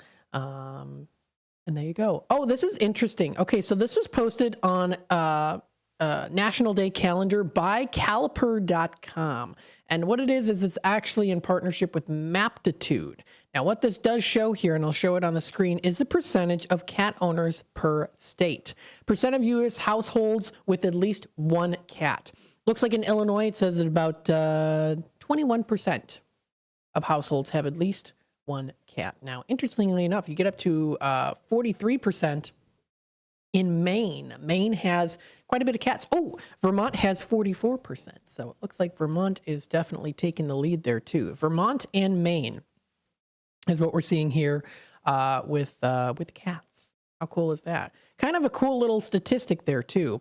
I'm seeing here the lowest amount. What is that? Rhode Island. Rhode Island is like a 16%. Maryland has 18%, New Jersey 18.9%, Delaware 24%, Louisiana is 19% of households. So very interesting. If you want to check this out, it's on Maptitude by Caliper.com. So that's pretty cool. And that was created by Maptitude mapping software by Caliper for October 2024. So it's pretty recent here with this statistic. Pretty interesting. So I thought that's pretty cool. I wanted to share that with you. That was posted onto National Day calendar on celebrating Cat Day today.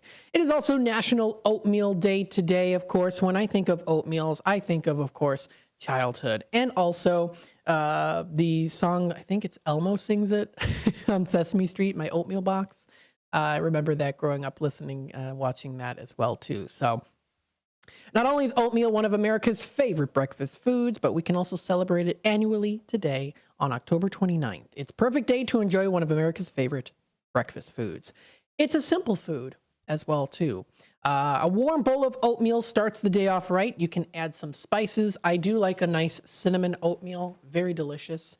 You can add fruits, nuts, or nut butters to add flavor. What I also like to do, too, I haven't had oatmeal in a while, but I have had oatmeal with a little bit of creamer in there as well. And then, so you add like regular milk, and then you add just a little dash of creamer in there, and that definitely can sweeten it up as well, to add a little bit of vanilla flavor to it, which is pretty good.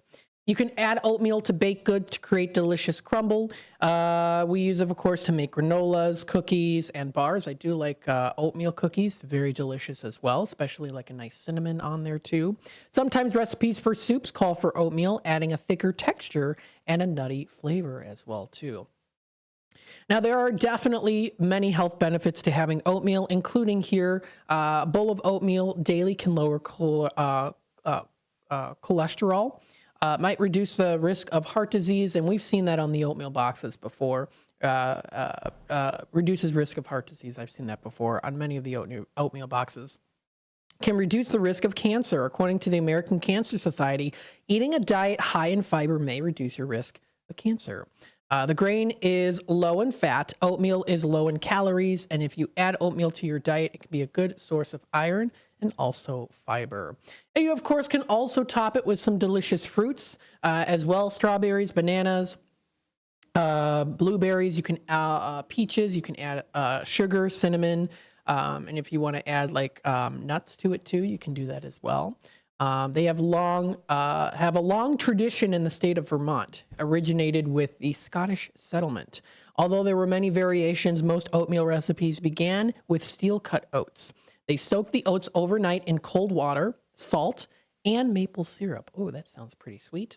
Early in the next morning, then the cook would add ground nutmeg, ground cinnamon, and occasionally ground ginger to add a little kick to it. The pot was then placed over heat and cooked for approximately 90 minutes. The oatmeal was served steaming hot with cream, milk, or butter. So there you go. Of course, we all know about the Quaker Man, of course, one of the oldest advertising mascots in America, and first trademark for breakfast cereal back in 1877. So, of course, we know it. We already know who the Quaker Man is, of course. It's the Quaker Man. Now, you go back to 1887, and you got the original one, the pure and honest Quaker Oats guy as well, too. So, of course, we have the modern one, and then we've also got the older one. Eat Quaker Mills, trademark, rolled white oats for breakfast, sold by all grocers. Quaker Mill Company in Ravenna, Ohio. So that was an article there from 1877. Pretty interesting. Pretty cool. I like it. So that is a day recognized today, National Oatmeal Day. How to celebrate, of course. Do something with oatmeal. Mix oatmeal into a cup of yogurt. Blend it in your smoothie. Eat a granola bar. Add oatmeal to your muffin. Or try it out as a soup recipe, too. So lots of ways that you can celebrate, of course, that on today's National Day. Today's also National Hermit Day as well, recognizing the hermit in all of us, a person who lives to some degree in seclusion from society. Now, there's nothing wrong, of course, with being a little bit more introverted, being a little bit more of a homebody. No matter how social a person is, everyone needs to take a break from the hustle and bustle of everyday life. Being able to have a space for yourself where you feel comfortable in, and you can just kind of kick back, relax, and, just have a good time, just feeling relaxed and having a space to feel comfortable in as well too. Kind of a little hermit hole, kind of, I guess you could say. Now, hermits are known to avoid the public. They have mastered the ability to live independently without social interaction. Some of today's modern conveniences may even make it more probable to become hermit-like as well too. So this is a single day celebration suggesting that we can at times disengage from the world as well too. Time to take a little break here and there, turn off the phone, putter around the house, enjoy your secluded little neck of the world as well too. Just have a little space for yourself to come home to at the end of the day. Maybe have a nice cup of coffee or a little glass of wine, maybe kick back, watch a TV show, that kind of thing. I would say my little space that I like is my room, because I've got all my old stuff in there, which people might find creepy, but I find it very comforting indeed. So I don't know, just my own style, but everyone should have kind of a little space where they feel, safe and comfortable in. I think it's good. And it's okay to have kind of, I think as humans, we need social interaction, but it's okay to step back and, everyone's level of social interaction is going to be different, of course, too. So there's always going to be people out there that you can also relate to as well. Like we talked about with writing books, you can always find inspiration. So there you go. That is those are a couple days recognized today on nationaldaycalendar.com. The time is 11:46. We're going to take a quick time out. We'll be back with more Out to Lunch with WRMN AM 1410. Stay tuned, and we'll be back. Want to read some action-packed, exciting pulp fiction? Read the works of Michael Tooman, now featuring their international crime thriller, I Married a Bot Madam. Available on Amazon in hardcover, paperback, and Kindle editions. The paperback is also available at other book retailers. Check out Michael Tooman's webpage at Scilink.net. That's Papa Sierra Yankee Lima India November Kilo November Echo Tango. Businesses come in all shapes and sizes. Integrity doesn't. For more than a century, the Better Business Bureau has set the standards for how businesses should operate honestly and ethically. So when you're looking for a business you can trust, check to see who's BBB accredited and who isn't. Always choose the better business. Look for the BBB seal because it's looking out for you. That's why it's the sign of a better business. And find a better business anytime at bbb.org. If you can't decide on dinner, have everything. Golden Corral at 154 South Gary Avenue in Bloomingdale has an endless buffet with over 150 items to choose from. There's an unmatched variety of food for breakfast, lunch, and dinner, prepared fresh throughout the day. If you're craving something specific, call or check out their menu. Golden Corral rotates the buffet often. Golden Corral in Bloomingdale. They're the only one for everyone. Visit goldencorral.com.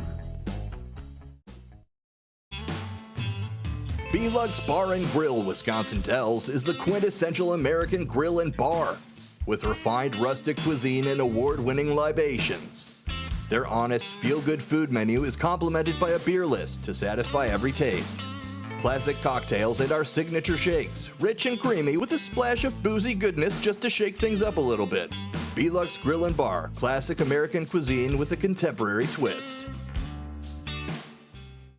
Now available on Amazon.com and BarnesandNoble.com is the book called DUI Jury Trial, which is the true story of a truck driver in Illinois who was charged with driving under the influence of alcohol. Not only was he facing a revocation of his driver's license, but also a lifetime disqualification of his CDL, which would prevent him from ever driving a semi-truck again. This book includes backstories of the truck driver, the lawyers that defended the case, and the DUI expert witness who analyzed the case and then testified at trial as to the proper protocol procedures of the field sobriety tests as well as the breathalyzer test. This nonfiction novel also includes the actual court transcript from the jury trial, a courtroom showdown in which the final verdict would determine the fate of the defendant's livelihood. The book DUI Jury Trial is now available on Amazon.com and BarnesandNoble.com.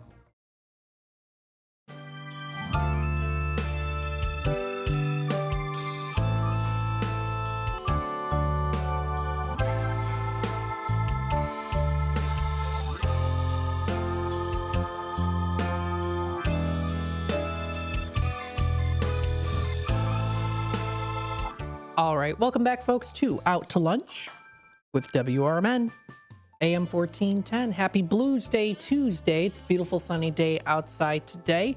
Currently, temperatures are in the 70s. Yes, it's a little bit warmer outside, but we do have quite a bit of a breeze coming through here, so it's not feeling it's not feeling super warm outside. It's currently 74 right now and windy. We are going to be seeing here a high of 80 degrees around the time, roughly so around 3 o'clock or so. Kind of within the middle of the afternoon is when we're going to be seeing our high temperatures. But again, with the wind speed that we've got today, it's a nice day outside. So go outside and enjoy the beautiful weather. Again, you're listening to WRMN AM 1410, Voice of the Valley, Talk of the Town. Don't forget, you can comment live on YouTube.com. at WRMN Radio. Keep up to date with what's happening here in the Fox River Valley and also with WRMN. Don't forget, of course, you can also contact us via our Image 360 info number at 505-926-1410. Again, that's 505-926-1410.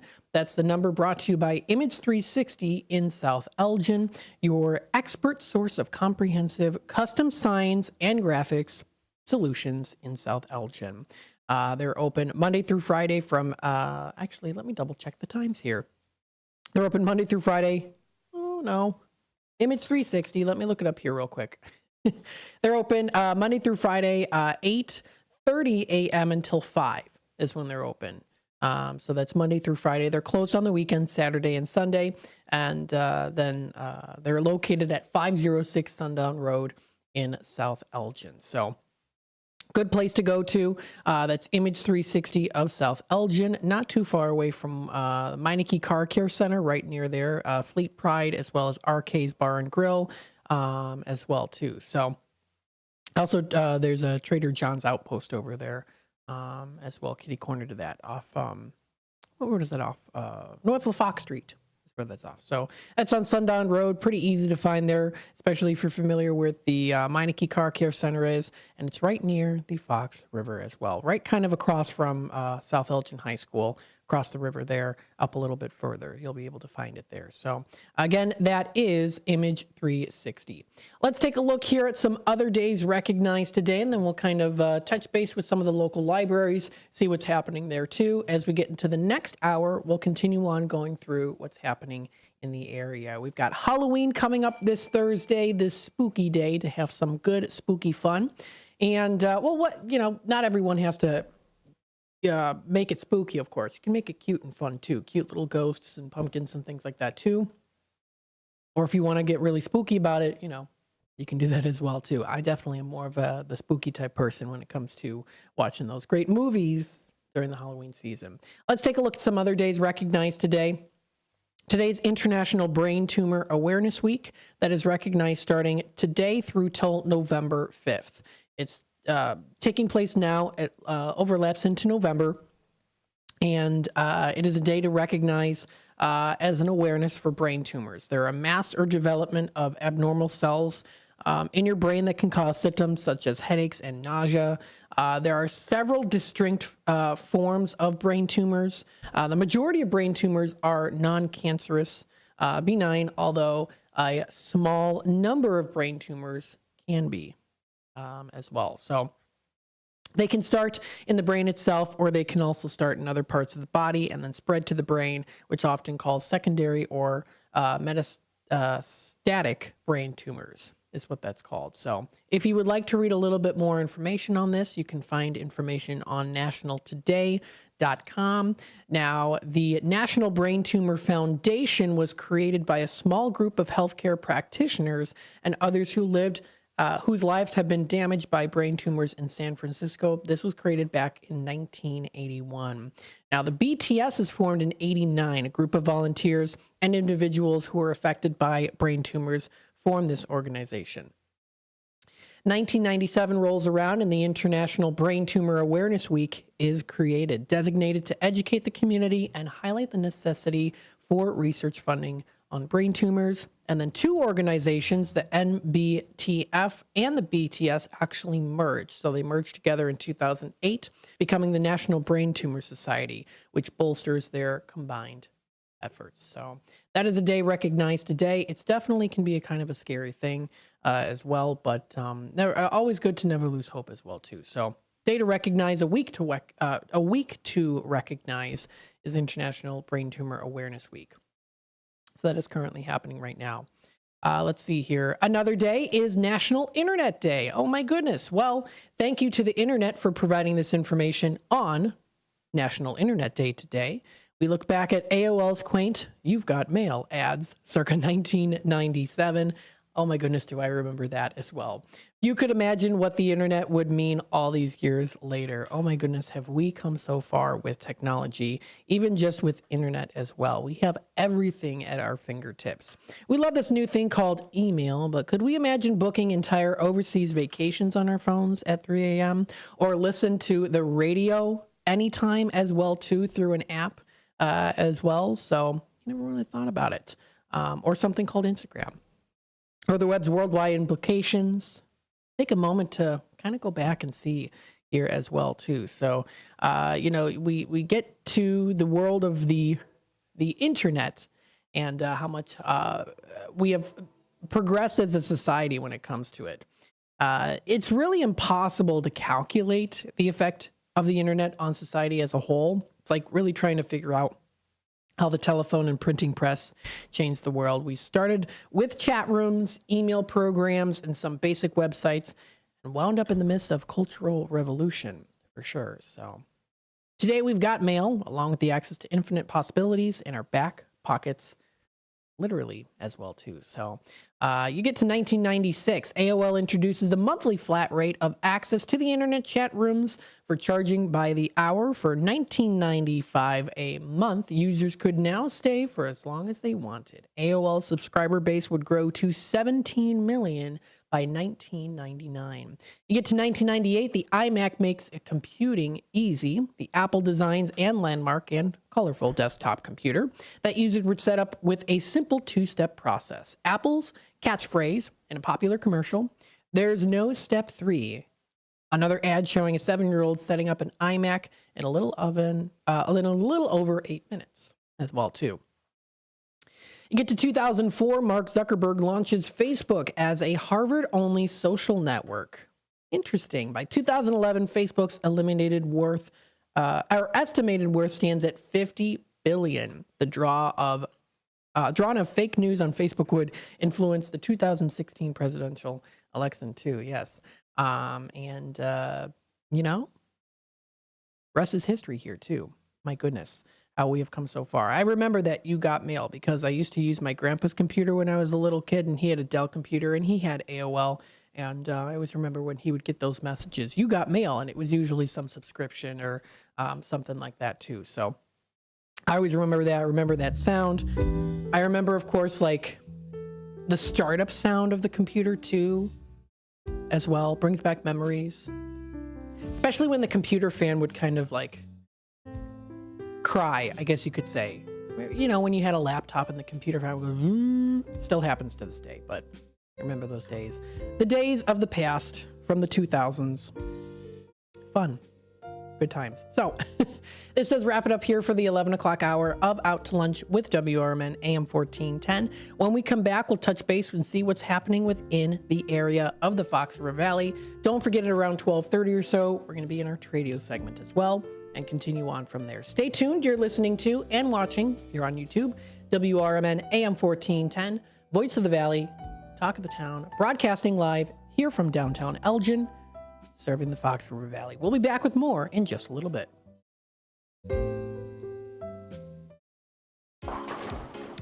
Roll into Bolero in Algonquin or Roselle and wake up with a story to tell. Bolero is bowling, gaming, dining, and nightlife with a twist. Score a sweet deal every day of the week and save big by checking out the daily deals online. Team up with your friends and hit the lanes by forming your own social club. Clubs offer lively competition and laid-back fun for everyone. From beginners to pros, make new friends, bowl, and hang out at a happening place. Visit Bolero.com.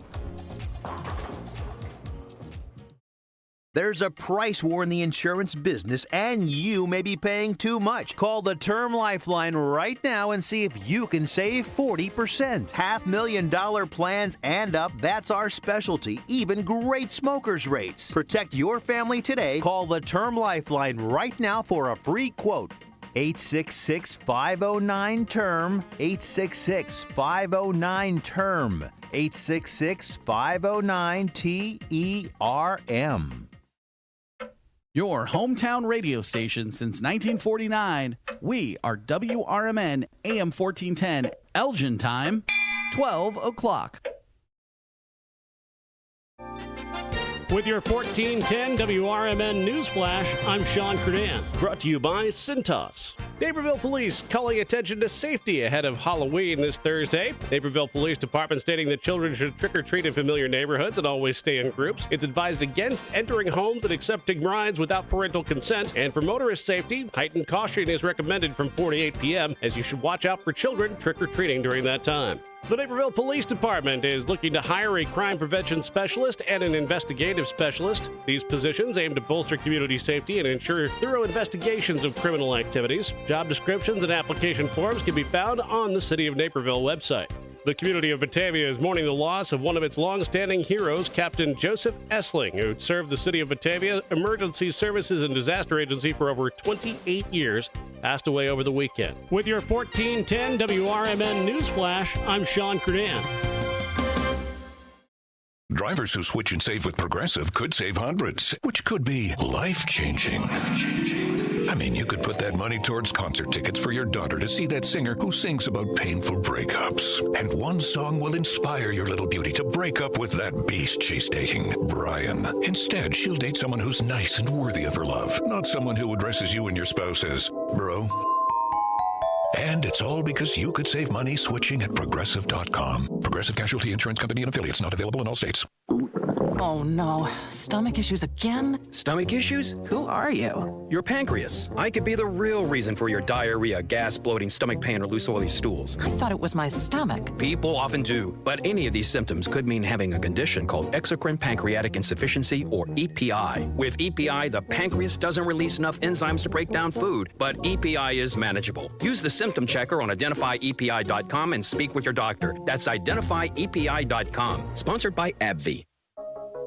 What makes a great pizza restaurant? The obvious answer, great pizza. A local favorite since 1983, Pizza Pub Wisconsin Dells has been serving up the best pizza in the Dells. Year after year after year. Not hungry for pizza?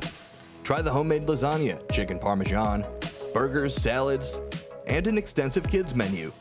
Or take a trip or two to the all-you-care-to-eat lunch buffet. Pizza Pub, walking distance to water parks and hotels in Wisconsin Dells. Visit the Milwaukee County Zoo this summer to enjoy so many species of fun.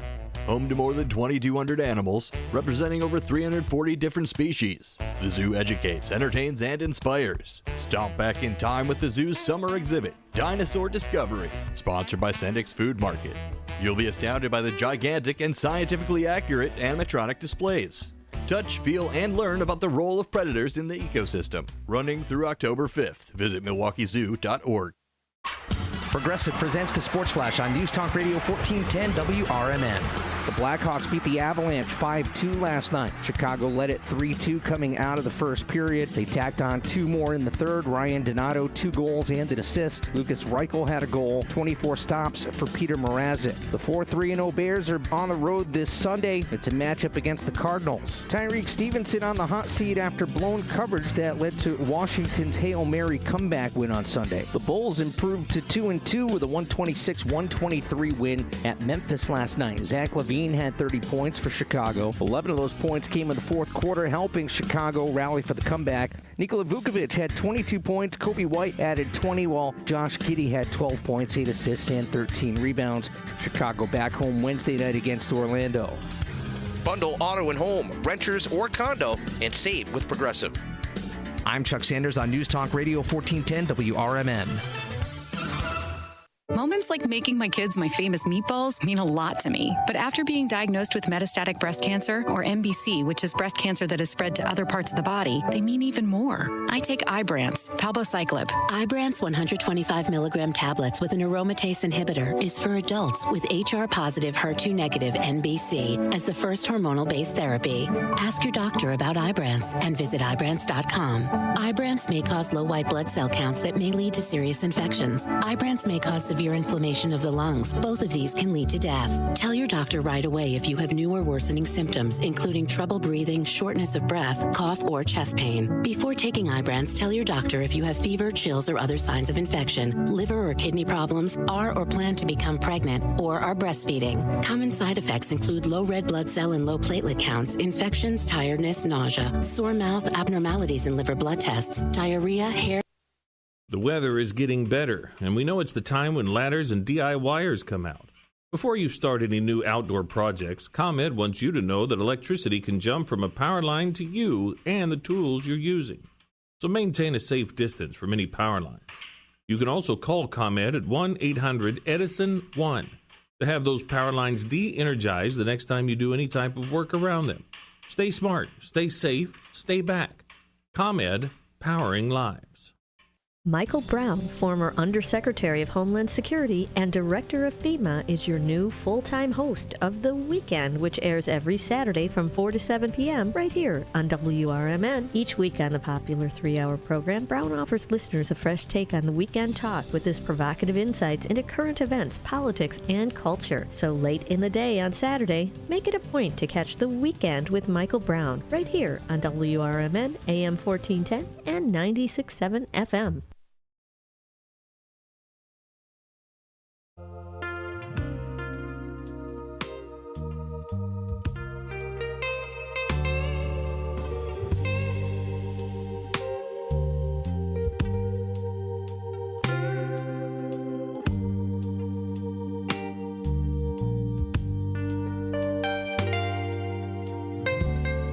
All right. Hello, everybody. Welcome to the 12 o'clock hour of Out to Lunch. with WRMN AM 1410. It is officially now the afternoon. Happy afternoon. Happy Tuesday. Blues Day. Tuesday. We got some nice, relaxing blues music to get you through the morning. We hope you're enjoying the show here today. If you're interested in commenting live, being a part of the conversation, you can comment live on youtube.com at WRMN Radio. If you'd like to subscribe to us, of course, feel free to do that. Keep you up to date and in the known on what's happening here in the Fox River Valley and with WRMN. Of course, also here too, you can text your information to 505-926-1410. Again, that's 505-926-1410. And again, that is for our Image 360 info number is where you can find that info, of course, to put out the info. You know what I mean. So, again, you're listening to WRMN AM 1410. Let's talk a little bit more here, kind of touching base with some of the local libraries, see what's going on here as well. So if you're still interested, there is still voter registration and information when it comes to early voting and grace period. So there is still voting going on here at the Gail Borden Public Library. Now, this is at the main library. It's on the second floor. And it's for Kane County residents only. So it is still going on today. It's happening now until 7 p.m. That is coming up here as we're getting close to the election day. Oh, my goodness. Just around the corner here. Saturday, November 2nd, they're going to be having it from 8 a.m. to 4 p.m. Now, remember here, too, to note that with high activity on November 2nd due to the Skeleton Trot 5K Run and Festival, parking will be available after 1 p.m. So parking will be available again after 1 p.m. You can visit the Kane County early voting page for a list of other voting locations as well. There, too, there is a link that you can find. So that's coming up November 2nd. Just a little note there. November 3rd, they're going to be open 10 a.m. to 4 p.m. And then Monday, November 4th is 9 a.m. till 4 p.m. And then we've got the election day for Kane County residents only at the main library, Meadows Community Room from 6 a.m. to 7 p.m. Tuesday, November 5th. Residents of the state of Illinois may register to vote at the main library first floor registration desk at the Rayco branch or South Elgin branch when the library is open. They do say here to have two forms of identification with you, one with your current address. Naturalized citizens should also know the date and place of their naturalization for the 2024 general election on Tuesday, November 5th. The last day to register at the library will be Tuesday, October 8th. So that was already done. That was Tuesday, October 8th. Voter registration at the library will resume on Thursday, November 7th. You can contact the registration desk for more information, 847-429-4597. That information is posted under gailborden.info/vote. So you can find more information posted onto there. Now, coming up today, this is today, 5 to 6 p.m. for an hour-long extravagant event known as the Elgin Image Awards. It's the Enhancing Elgin Community and the Elgin Area Chambers Elgin Development Group is pleased to present the awards at 4:30 p.m. on October 29th. People may tune in live at the libraries, to the library and the Chamber's Facebook pages to watch. There's even a link where you can watch it as well, too. So if you click the link, you'll be able to find it once it does come up. Now, if you click it right now, it's going to say page not found, but more than likely than not, it'll show up during that time. So they're just giving you not having access to the actual direct link yet, but it will come up there. So the Elgin Developmental Group, or the Elgin Development Group, is a division of the Elgin Area Chamber.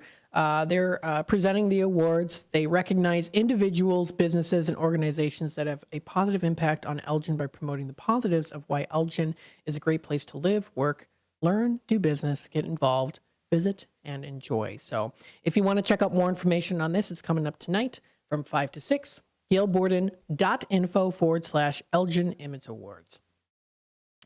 The big event also here too, the El Trot, I hope I'm pronouncing this right, El Trot de las Calacas, a lively cultural event and certified 5K walk/run.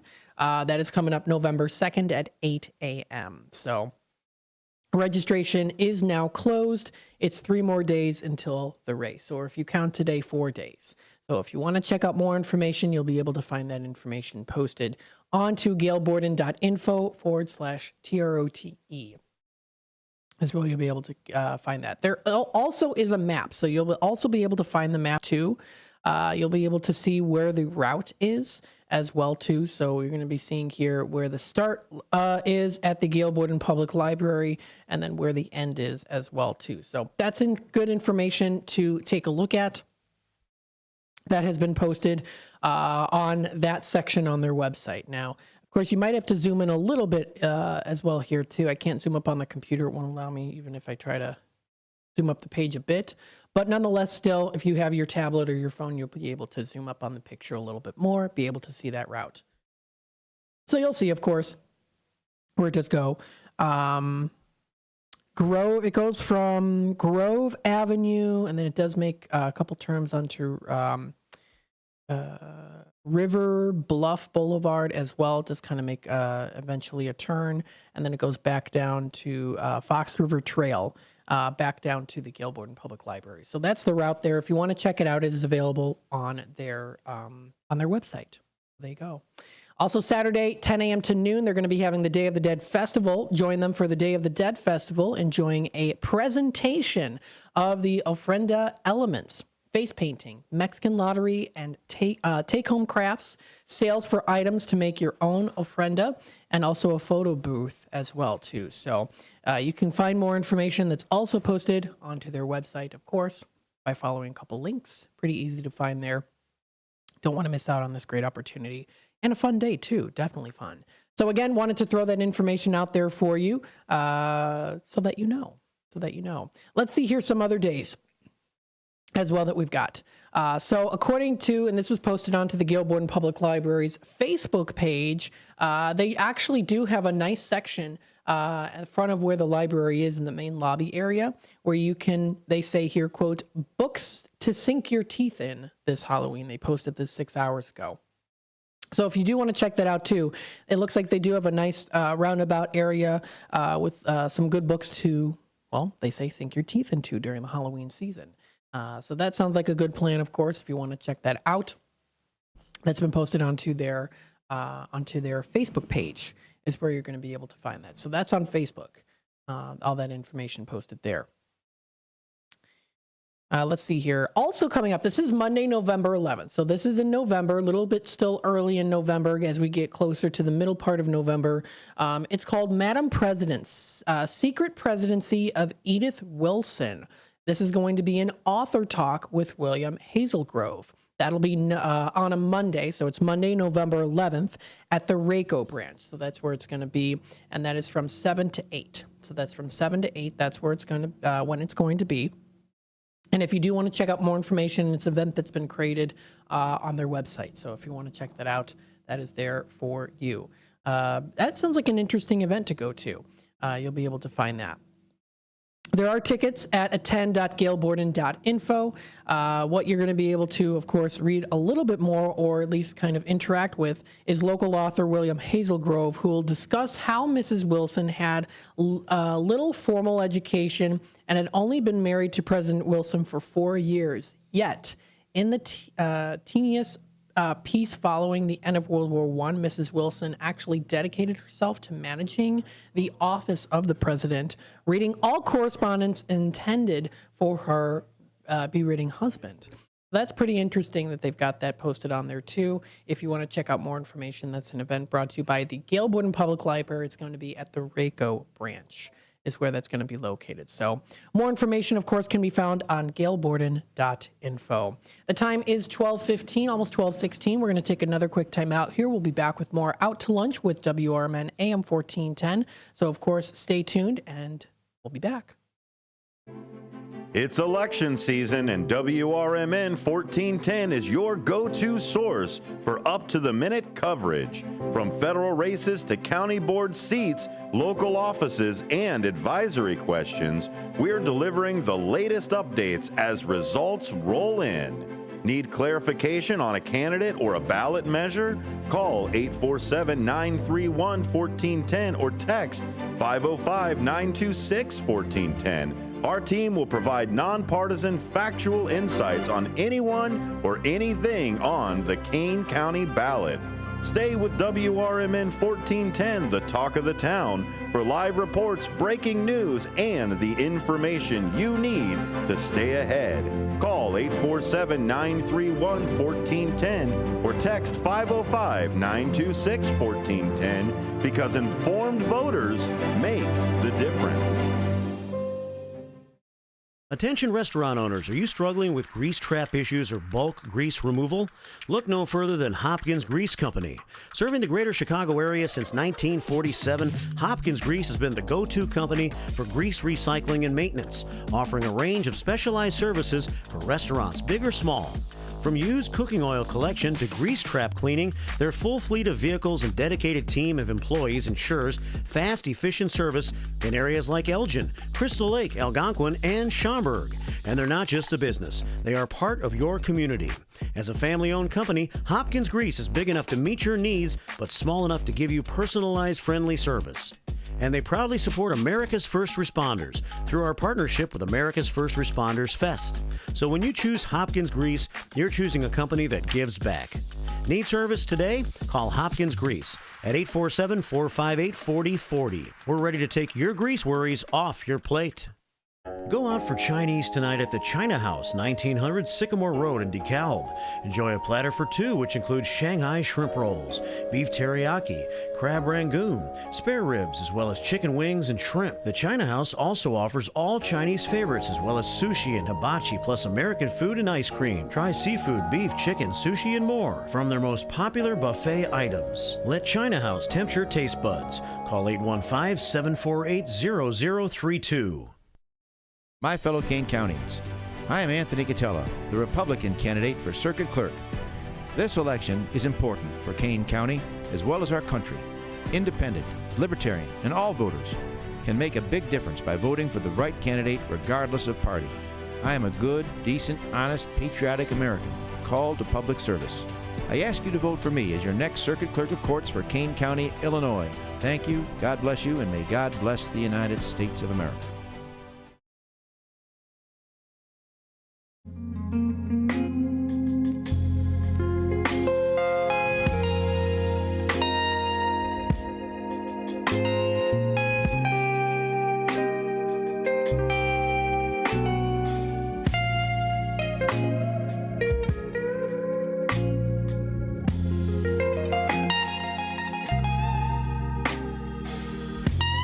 All right, welcome back, folks, to Out to Lunch with WRMN AM 1410. Thank you to everyone for joining in today. We hope you're enjoying the show. We hope you are kicking back, relaxing. Absolutely. Very much so. Especially on a nice day like today. Of course, it's Tuesday. It's Blues Day Tuesday today. What I want to do here is, of course, continue on talking about some things coming up here in the local area of the Fox River Valley. We'll kind of continue on here with some of the libraries. Some of the libraries and things that are happening there. We'll go on into, of course, other local events that are also happening as well, too. So let's take a dive into this. This sounds like a fun activity to do. This is brought to you by the Fox River Valley Public Library District. They posted this on their Facebook page just an hour ago. This is called the International Foodies South Africa. So it is a series called International Foodies. What they do is, of course, well, it speaks for itself. They're international countries, and they talk about and bring in different foods for taste testing. So this is International Foodies representing and recognizing South Africa. This is Wednesday, November 13th from 6 to 7. So it's from 6 to 7 p.m. That is at the Randall Oaks Library. So that's, again, at the Randall Oaks Library there at 500 Randall Road in West Dundee. That's where it's located, where this is going to be. So it's not too far away from the Canlan Sports in West Dundee, and not too far away also from Gilbert's and also Sleepy Hollow as well, too. So if you are interested in checking out more information, you can feel free, of course, to do that too. Explore the flavors of South Africa with international foodies. Taste test delicious foods from around the world. Open to grades 3 to 8. So open to grades 3 to 8 as well too. So you can register at frvpld.info. That's where you can register there for more information. That's under events is where that is. So that's coming up Wednesday, November 13th. It's from 6 to 7 p.m. So that's from, again, 6 to 7 p.m. If you are interested in taking a look at that. That information can be found on their Facebook page at FRVPLD or on their website, frvpld.info, or also Fox River Valley Public Library District. We also have here hopping in with us too, of course. Oh, hang on a second here. I just moved a button by mistake. Okay, we're good.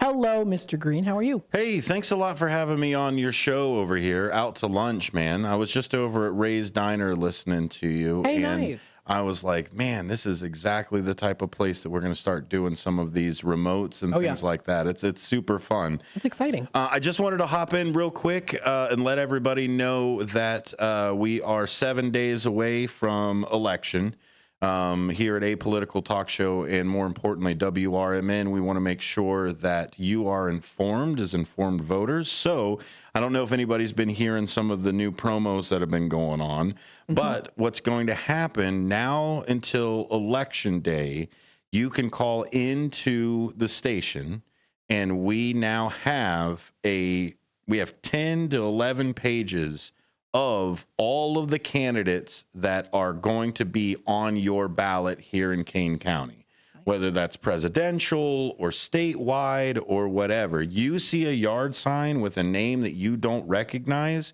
you, instead of it, now by all means you can look it up and go to Ballotpedia or go to the library like you were just talking about. Gail Borden Library has a plethora of information. They'll be able to print out a sample ballot for you as well. But you can call WRMN 847-931-1410 or text us 505-926-1410, and we will be able to give you a quick rundown. I've got about anywhere between like 100 to 200 word bio for each one of these candidates that are in there. And all you have to do is call up, ask our host, hey, who is Andrew Sosnowski? Or I don't know who this Silva lady is, or who's the incumbent that is the that's running right now.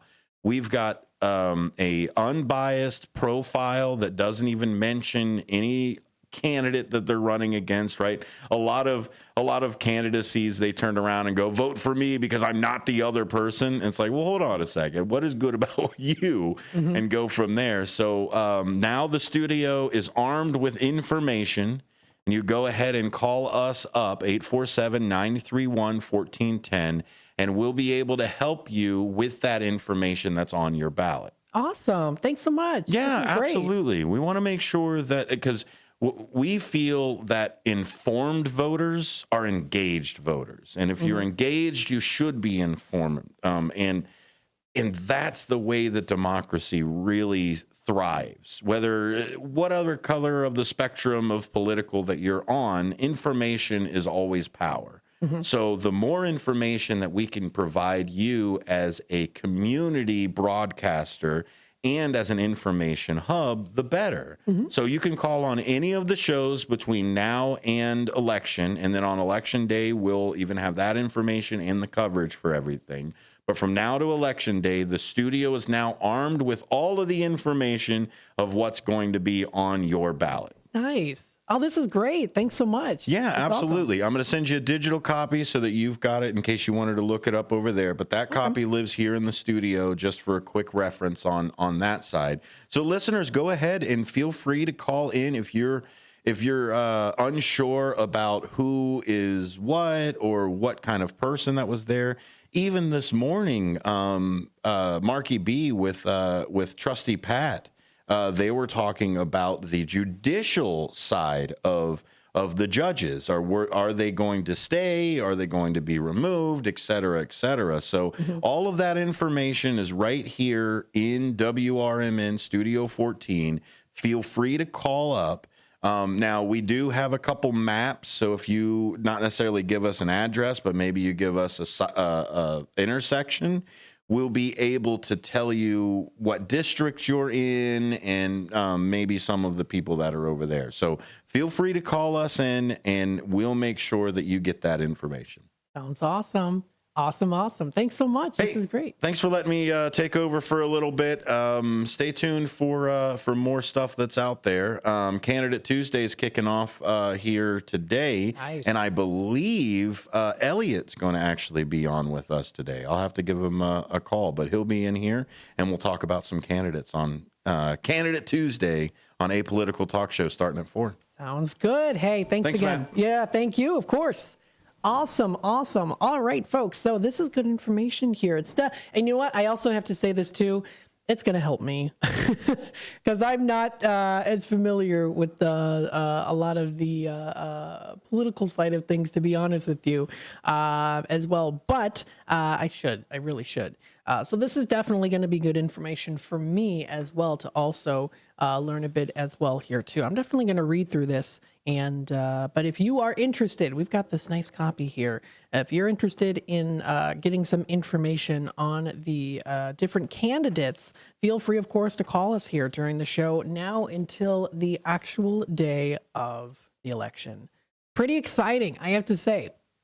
Pretty exciting. So thank you again for giving us this opportunity here. Thank you to Sonar for doing this. Very well put together. Nice little booklet. I wouldn't say booklet. It's a nice size page with some good information in here too. General information, which is important as well too. Very good. And it even tells you a little bit about where the districts are too. So it tells, like for example, if you're in District 18, it tells, of course, information on the Republican candidate, Richard L. Rick Williams.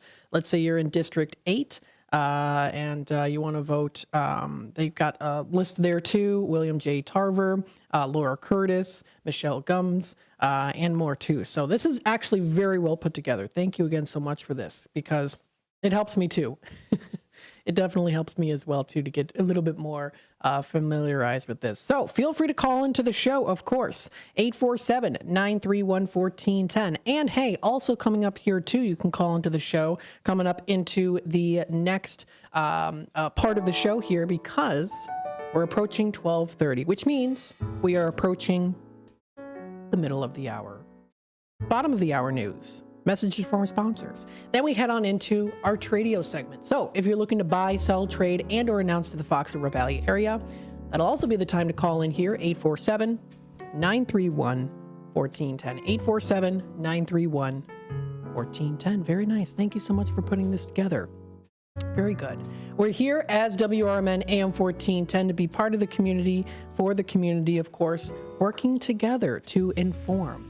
That's what we do here. We're here to help you, tell you exactly what's going on here in the Fox River Valley. We appreciate everyone's, of course, participation as well to help the station grow. 75 years of broadcasting locally here and hopefully many more in the future. Stay tuned. We'll be back with more Out to Lunch with WRMN AM 1410 here in just a bit.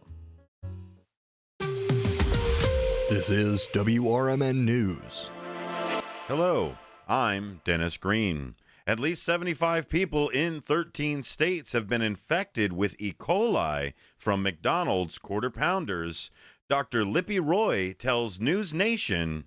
Some of the typical symptoms that you would see are diarrhea, often bloody diarrhea, but not always, severe vomiting, dehydration, stomach cramps, and signs of dehydration would be you're not peeing as much or urinating as much, your dry mouth, and you could also have lightheadedness. So these are some of the things that people should be looking for. Dr. Roy says a recent rise in foodborne illnesses can be associated with severe climate changes, like droughts and heat waves, which can impact the temperature of food. For WRMN News, I'm Dennis Green. For a local spotlight, I'm Ben Boquist. Celebrate Giving Tuesday all season long by donating, volunteering, and spreading the word about these amazing local Elgin organizations. Giving Tuesday is a global movement that encourages people to give back to their communities, typically through charitable donations, volunteer work, or acts of kindness. It takes place annually on the Tuesday following Thanksgiving. This Giving Tuesday in Elgin, you can donate to the Ecker Center for Behavioral Health. The Ecker Center provides behavioral health support, including mental health and substance use disorder services, to individuals in the Elgin area. These services include short-term and long-term treatment and therapeutic programs, prevention services, and a 24-hour crisis hotline. Learn more at eckercenter.org. That's ECKERCENTER.org. I'm Ben Boquist, WRMN News, produced in Studio 14 by the River Media Network.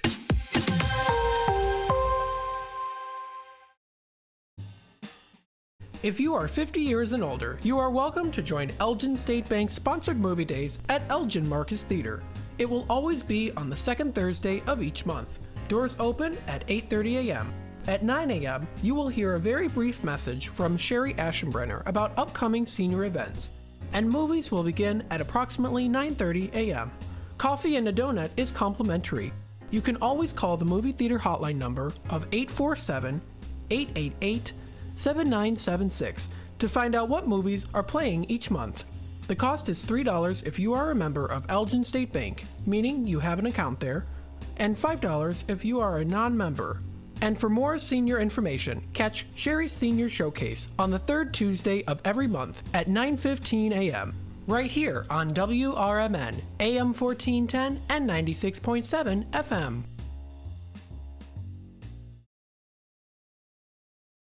Hey there, this is Marky B from The First Shift, inviting you to join Brian Anderson for his new radio show, Kane County Speaks, every Thursday from 9 until 10 a.m. during the final hour of my morning show. It's an election year, and Brian will discuss important local issues and interview local candidates from the perspective of Kane County Speaks.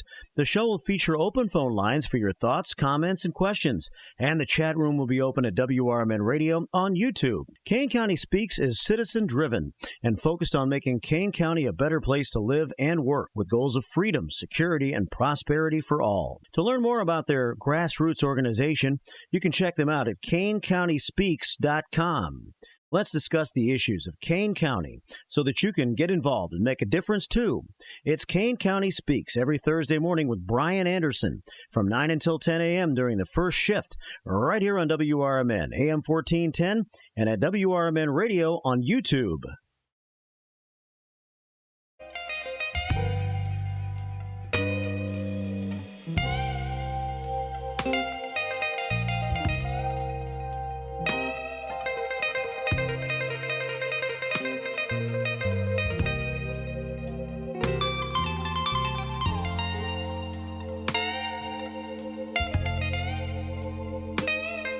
All right, welcome back, folks, to Out to Lunch.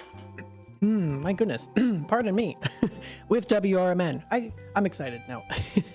Anywho, welcome to the Tradio segment. If you are interested in buying, selling, trading, and or announcing to the Fox River Valley area, of course, you can feel free to give us a call here today, 847-931-1410. Again, that's 847-931-1410. That is the number to dial. So again, feel free to give us a call here. Again, 847-931-1410.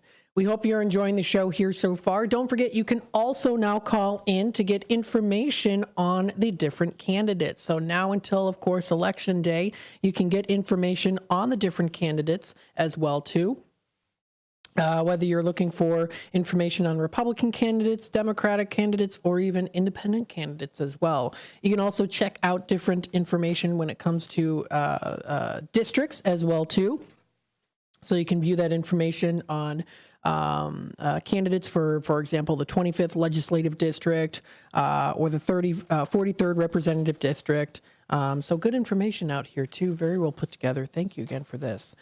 So if you're interested, feel free to give us a call. 847-931-1410 is that number to dial. Let's continue on here, and we'll go through our Tradio callers, the Tradio announcements, the people that have called in within the past couple of weeks telling us what they are looking to buy, sell, trade, and or announce. Now, of course, if you would like to add yourself to the list, feel free to call in here, 847-931-1410.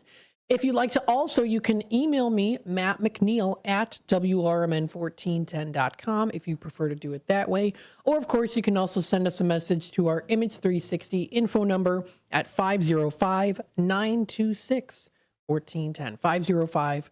505-926-1410, brought to you by Image 360. So let's take a look here and see what we've got for Tradio. We have a Tradio caller here, has a total of 10 of these. So it's a total of 10 of these. They're fluorescent 4-foot light fixtures. So again, they're fluorescent 4-foot light fixtures.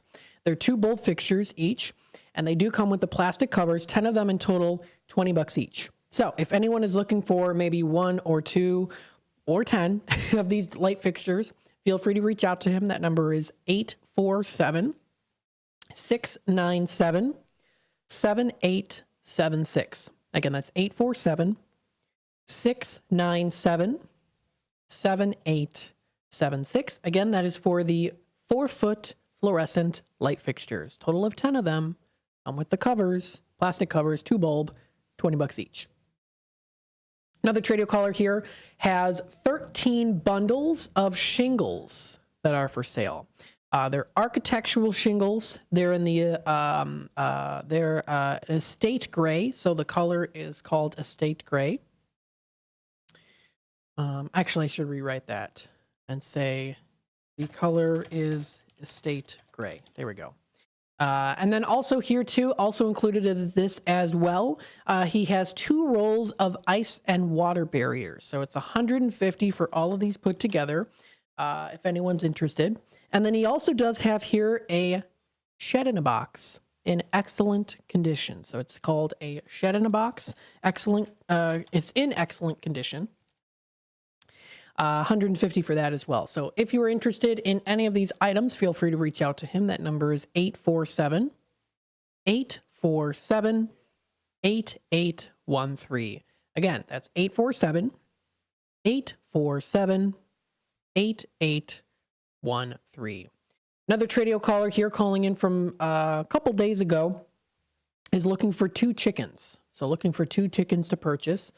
Anyone has any extra chickens, feel free to reach out to her. That number is 224-281-9311. Again, 224-281-9311.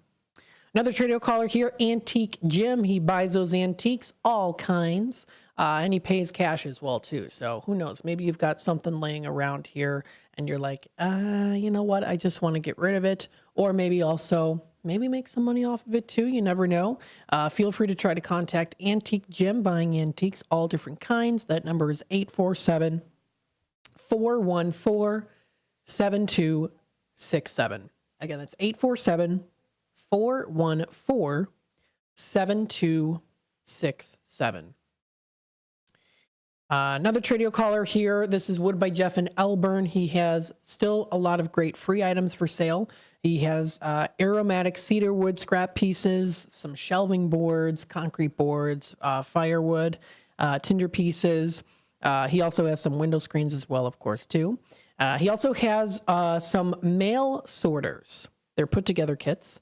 Also has solar heating kit, a solar heating kit for free, and a hobbit house, a cute little hobbit house that he made, 16 inches square, has a cute little loft in there too. And of course, he is still looking for a place for his shop in the Elburn or Naperville area. And then he also does have 2 witches brooms for free if you want to get all Halloweened up for the season here. He also does have some garden stakes and glass jars, and he is selling some walnut and oak lumber. That number to dial is 630-365-9488. Again, 630-365-9488. We'll take you to the phone lines here. Hi there, caller. You're on with WRMN. Hi. This is Tradio, right? This is. Okay. I'm trying to sell some furniture, and I also have a C-Pack machine and some hoses and face masks and stuff that are all still brand new in the packages, those are for a Dream Station by Philips. And then the one that I have for sale, I'm not 100% sure what the name of it is. I guess I should have looked before I called. That one was my sister's, and she doesn't need it anymore. And I told her I'd try to sell it for her. Otherwise, I'll probably donate it. So if anyone has any ideas of where to donate it, or if someone's interested in buying it, I'd be very reasonable. And the furniture that I have is a pit couch. It's brown. It's probably about 20 years old. It's huge, very big. And we're moving, so we don't want to take it with us. $100 or best offer. And I live in Huntley. My phone number is 847-271-8219. Again, 847-271-8219. Thank you. All right, thanks so much. We'll pass that message along. Thank you. You're very welcome. All right, we've got Tradio caller number 1 today on the 29th of October. She is selling some furniture. Now, what is included in this furniture here? A pit couch in the color brown. It's about 20 years old. It's huge in size. She's asking $100 or best offer. She wants to get rid of it. And then she also has a CPAC machine, as well as hoses and face masks for a Dream Station from Philips. If anyone's interested in those, inquiring about that, she's located out in Huntley. That number to dial is 847-271-8219. Again, that's 847-271-8219 is that number to dial. Scrolling up the page here, another Tradio caller that we have here. This is the American Legion announcing their meat raffle coming up November 2nd from 5 to 9 p.m. featuring 16 raffles. Halftime will be some turkey sandwiches that they're going to be selling. It's $1 a piece per raffle or 6 for $5. And then there's an assortment of meat for the meat raffle too. So feel free to check out more information at ALElgin.post57.com. They're located at 820 North Liberty Street in Elgin. You can also find them on Facebook as well. Let's see. Another Tradio caller has the 1977 Corvette for sale for $5,000 or best offer. It does run well. Located in Elgin, that number to dial is 630-400-2730. Again, 630-400-2730. And then we have another Tradio caller here, has the 14 of these 3-drawer filing cabinets. They're completely steel. The tops are completely rusted. She's looking to give them away for free. You can use them for scrap metal if you'd like. That number to dial is 630-267-5543. Again, 630-267-5543 is that number to dial. Another Tradio caller, Maggie, has the 2 cemetery plots in Lakewood Cemetery in Elgin for sale. She has a Yamaha keyboard for sale for $200 and also a bunch of DVD collections. Full set of the Mary Tyler Moore Show, Gilmore Girls collection, first 4 seasons of Boston Legal, and also Castle. Feel free to reach out to Maggie. That number is 224-508-5532.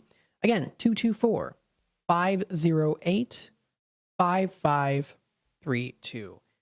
Again, is that number to dial. So those are the Tradio callers that have called in within the past couple of weeks. If you would like to relist your item, or of course also take your item off, if there's any items in particular that you did mention that are already gone, or maybe all of it, feel free to call us here, of course, 847-931-1410. We're going to take a quick time out. It's 12:45. We'll be back with more Out to Lunch with WRMN AM 1410 here in just a bit.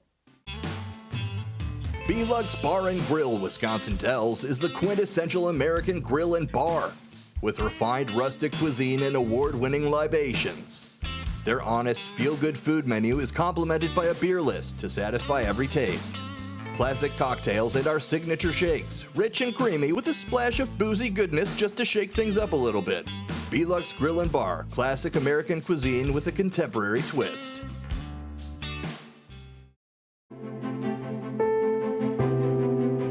Election Day is here, and WRMN 1410 is your trusted source for the facts, federal races, county board seats, local offices, and advisory questions, we've got all the information you need. Have a question? What's on your ballot? Call 847-931-1410 or text 505-926-1410. We'll give you clear, unbiased information about any candidate or issue on the Kane County ballot. Just the facts, no spin. Stay informed with WRMN 1410, the talk of the town, your source for reliable coverage all day long. Call 847-931-1410 or text 505-926-1410. Your vote matters. Let's make it count together. Businesses come in all shapes and sizes. Integrity doesn't. For more than a century, the Better Business Bureau has set the standards for how businesses should operate honestly and ethically. So when you're looking for a business you can trust, check to see who's BBB accredited and who isn't. Always choose the Better Business. Look for the BBB seal because it's looking out for you. That's why it's the sign of a better business. And find a better business anytime at bbb.org. Finding a reputable business shouldn't require luck or chance. But how can you tell who you can trust? Pro tip: the BBB connects people with businesses they can trust. So think of the BBB as the better. Check with the BBB first because better businesses are honest and commit to high ethical standards bureau. That's why they're better. Always look for the sign of a better business and find a better business anytime at bbb.org.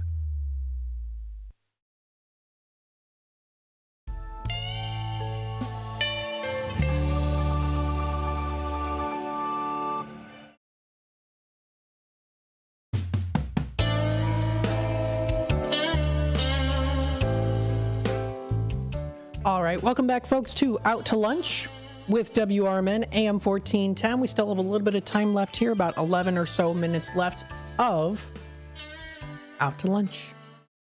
Hopefully you're enjoying the show so far, and stay tuned for more local programming coming up here very soon. We've got here, coming up 2 to 4. Well, we start off here, of course, with the Fox Valley Afternoons from 2 to 6. So 2 to 4, we've got Talk Time with Tammy and Friends. And then from 4 to 6, it is a political talk show. And happy Blues Day Tuesday today as well, too. Feel free to check out our website, WRMN1410.com. Again, that's WRMN1410.com. So very, very good. We've got now also here 1 to 2, What's Cooking? Cool show. It's stationed out in Hawaii. It's very relaxing. You can hear kind of the Hawaiian style of music in the background here and there. It's it feels like you're in paradise for sure. Very nice. So stay tuned, of course, for more here as we continue on. Let's talk a little bit more about some things that are coming up here in the near future. The Geneva Public Library District did post yesterday on their Facebook page. If you join in on Monday, November 4th from 7 to 8 p.m., you can enjoy a nice discussion welcoming Michelle Nicola Yealing, who is Director of Public Observing at the Adler Planetarium. Michelle will be discussing comets and asteroids and showcasing an amazing close-up, couple amazing close-up images in her lecture too. So if you want to reach for the stars that way, that sounds like a good fun activity to enjoy on Monday, November 4th at the Geneva Public Library. Coming up Thursday, October 31st, of course, for Halloween, 10:30 a.m. to 11:30 a.m. at the Geneva Public Library in the meeting room. Join them for an hour of spooky fun. All materials we provided for their spooky bingo, a fun little attendance to enjoy, fun event. So check them out. And of course, costumes are welcome. Sounds like a good fun event to enjoy. Let's see here. Some other things that were posted as well. Posted on what's happening in Algonquin. They do have the trick or treats times for 2024. Now you can also find this under Kane County Connects. I know if you go to some of the older articles, I know they did post it at one point here. If you go under past articles, which you can find at the far right-hand top of the page, if you just look up trick-or-treating or just trick, just search it, trick-or-treating hours in Kane County. It comes up here, and you can view all of the Kane County trick-or-treating hours of operation there. But you can also find it posted onto what's happening in Algonquin as well, too. So if you want to view that list there for, let's see here. Oh, they don't list Elgin on here. Crystal Lake is like 3 to 7. They've got Johnsburg from 3 to 7. Lake Moore. Oh, they have quite a big list here, actually, for the area, too. Even some places a little bit outside of the Fox River Valley. So if you want to take a look at that list that is featured on what's happening in Algonquin, they posted that, too. Very cool. Some other things as well here posted onto the Old Republic Kitchen and Bar of Elgin. They posted an hour ago. Chicago, you could win Chicago Bulls tickets tonight at their Extreme Bar Bingo. Yes, you could potentially win some Chicago Bulls tickets. How cool is that? That's going to be starting at 8 p.m. with Sporkle Live with TJ. Bar Bingo is free to play. And you could win a $15,000 cash jackpot. Oh, my goodness. You could win Bolts tickets, gift cards, dollar prizes, and so much more. So feel free to check that out. That's Old Republic Kitchen and Bar coming up. That is tonight at Old Republic. That's at 155 South Randall Road in Elgin. Visit their website, oldrepublicbar.com, for more information. That is really cool. That's very cool that they're having that. You can also check out the St. Charles Business Alliance website and view everything that's coming up here for happy hour specials under their their food and drink happy hour hub. It's the third one down on the list. For example, if you go to the flagship on the Fox tonight from 3 to 6, they've got $6 appetizers. You can try their $5 Fireball and Bubba's whiskey shots. You can even try during their lunch hour, which is happening right now until 2 o'clock. Their $9.99 lunch special. Pick one of their 8 grilled cheese served with tomato soup and a choice of size as well, too. So that's, for example, flagship on the Fox.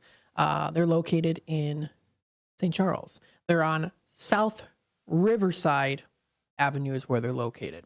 So again, that's also a great website to take a look at, too. You can view the different specials that are going on, happy hour specials, and more. So definitely a good time to get some good food on a Tuesday, a happy Tuesday. Taking a look here, we've got a caller on hold. We'll take it to the phone lines. Hi there, caller. You're on with WRMN. Good morning, Matt. How are you? Hi, I'm good. How are you? I'm good. I've just been eating some chocolate. You've been eating some chocolate. Hey, yesterday was National Chocolate Day. Oh, was it? It was, yeah. Yes. The chocolate I'm eating, it's a block, and it's Cadbury, and it's I think it's if I can get it, hang on. Sorry, that's just the rabbit.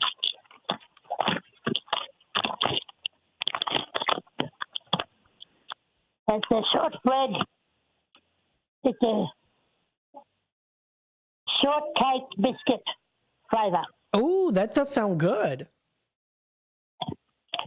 The shortbread. Excuse me. I've even got another one that's Leamington flavor. It's what flavor again? I'm sorry. Leamington. Remington or Leamington? No, Leamington. I've never heard of that before. Leamington is spelled Lamington. Lamington. Oh, it's an Australian cake.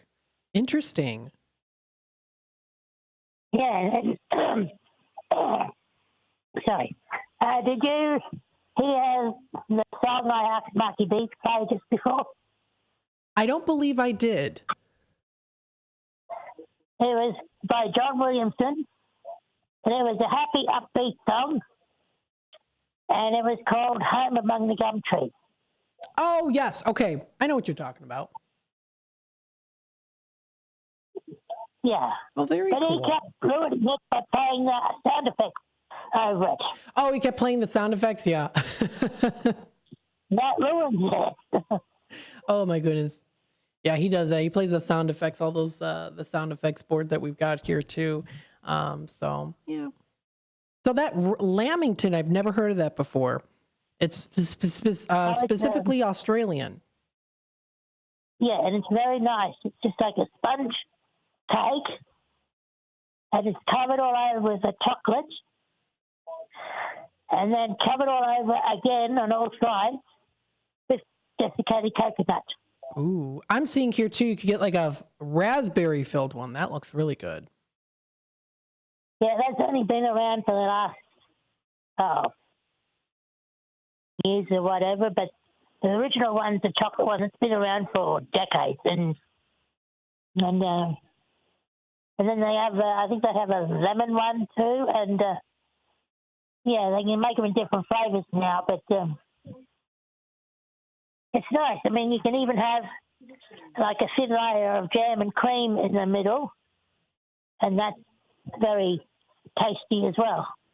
It does sound good. Hey, Wendy in the comments here says, "Hi, Derica. How's your day going?"